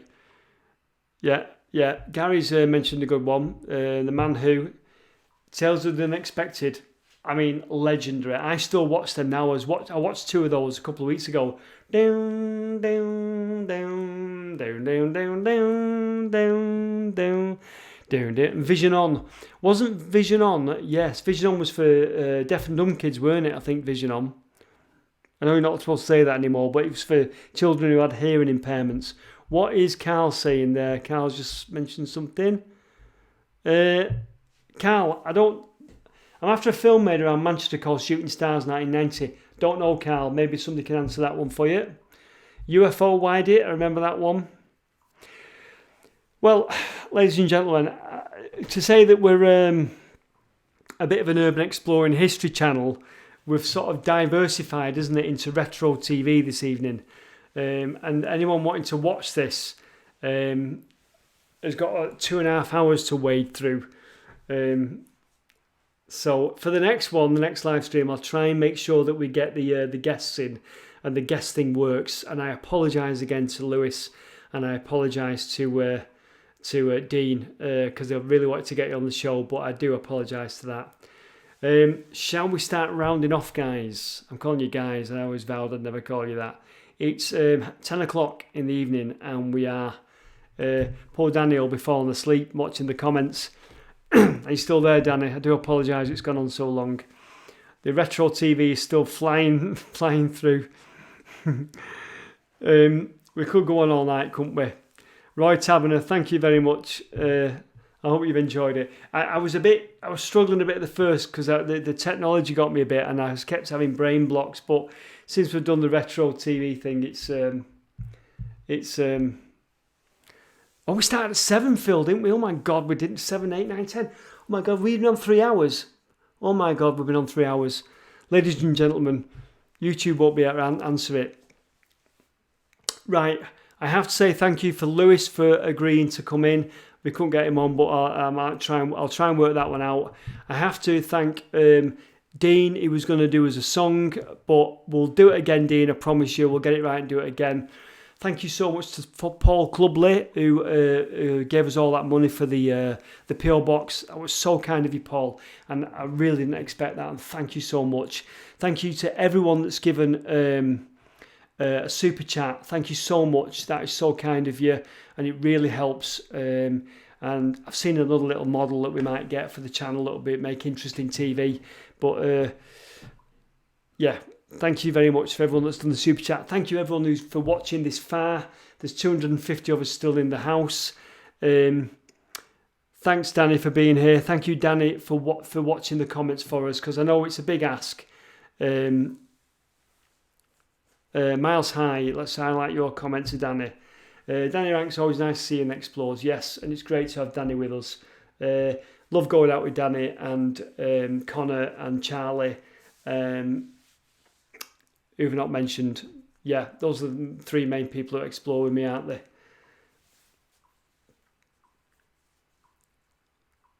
So, and Lewis with the old videos that we did. Anyway, I'm waffling on now.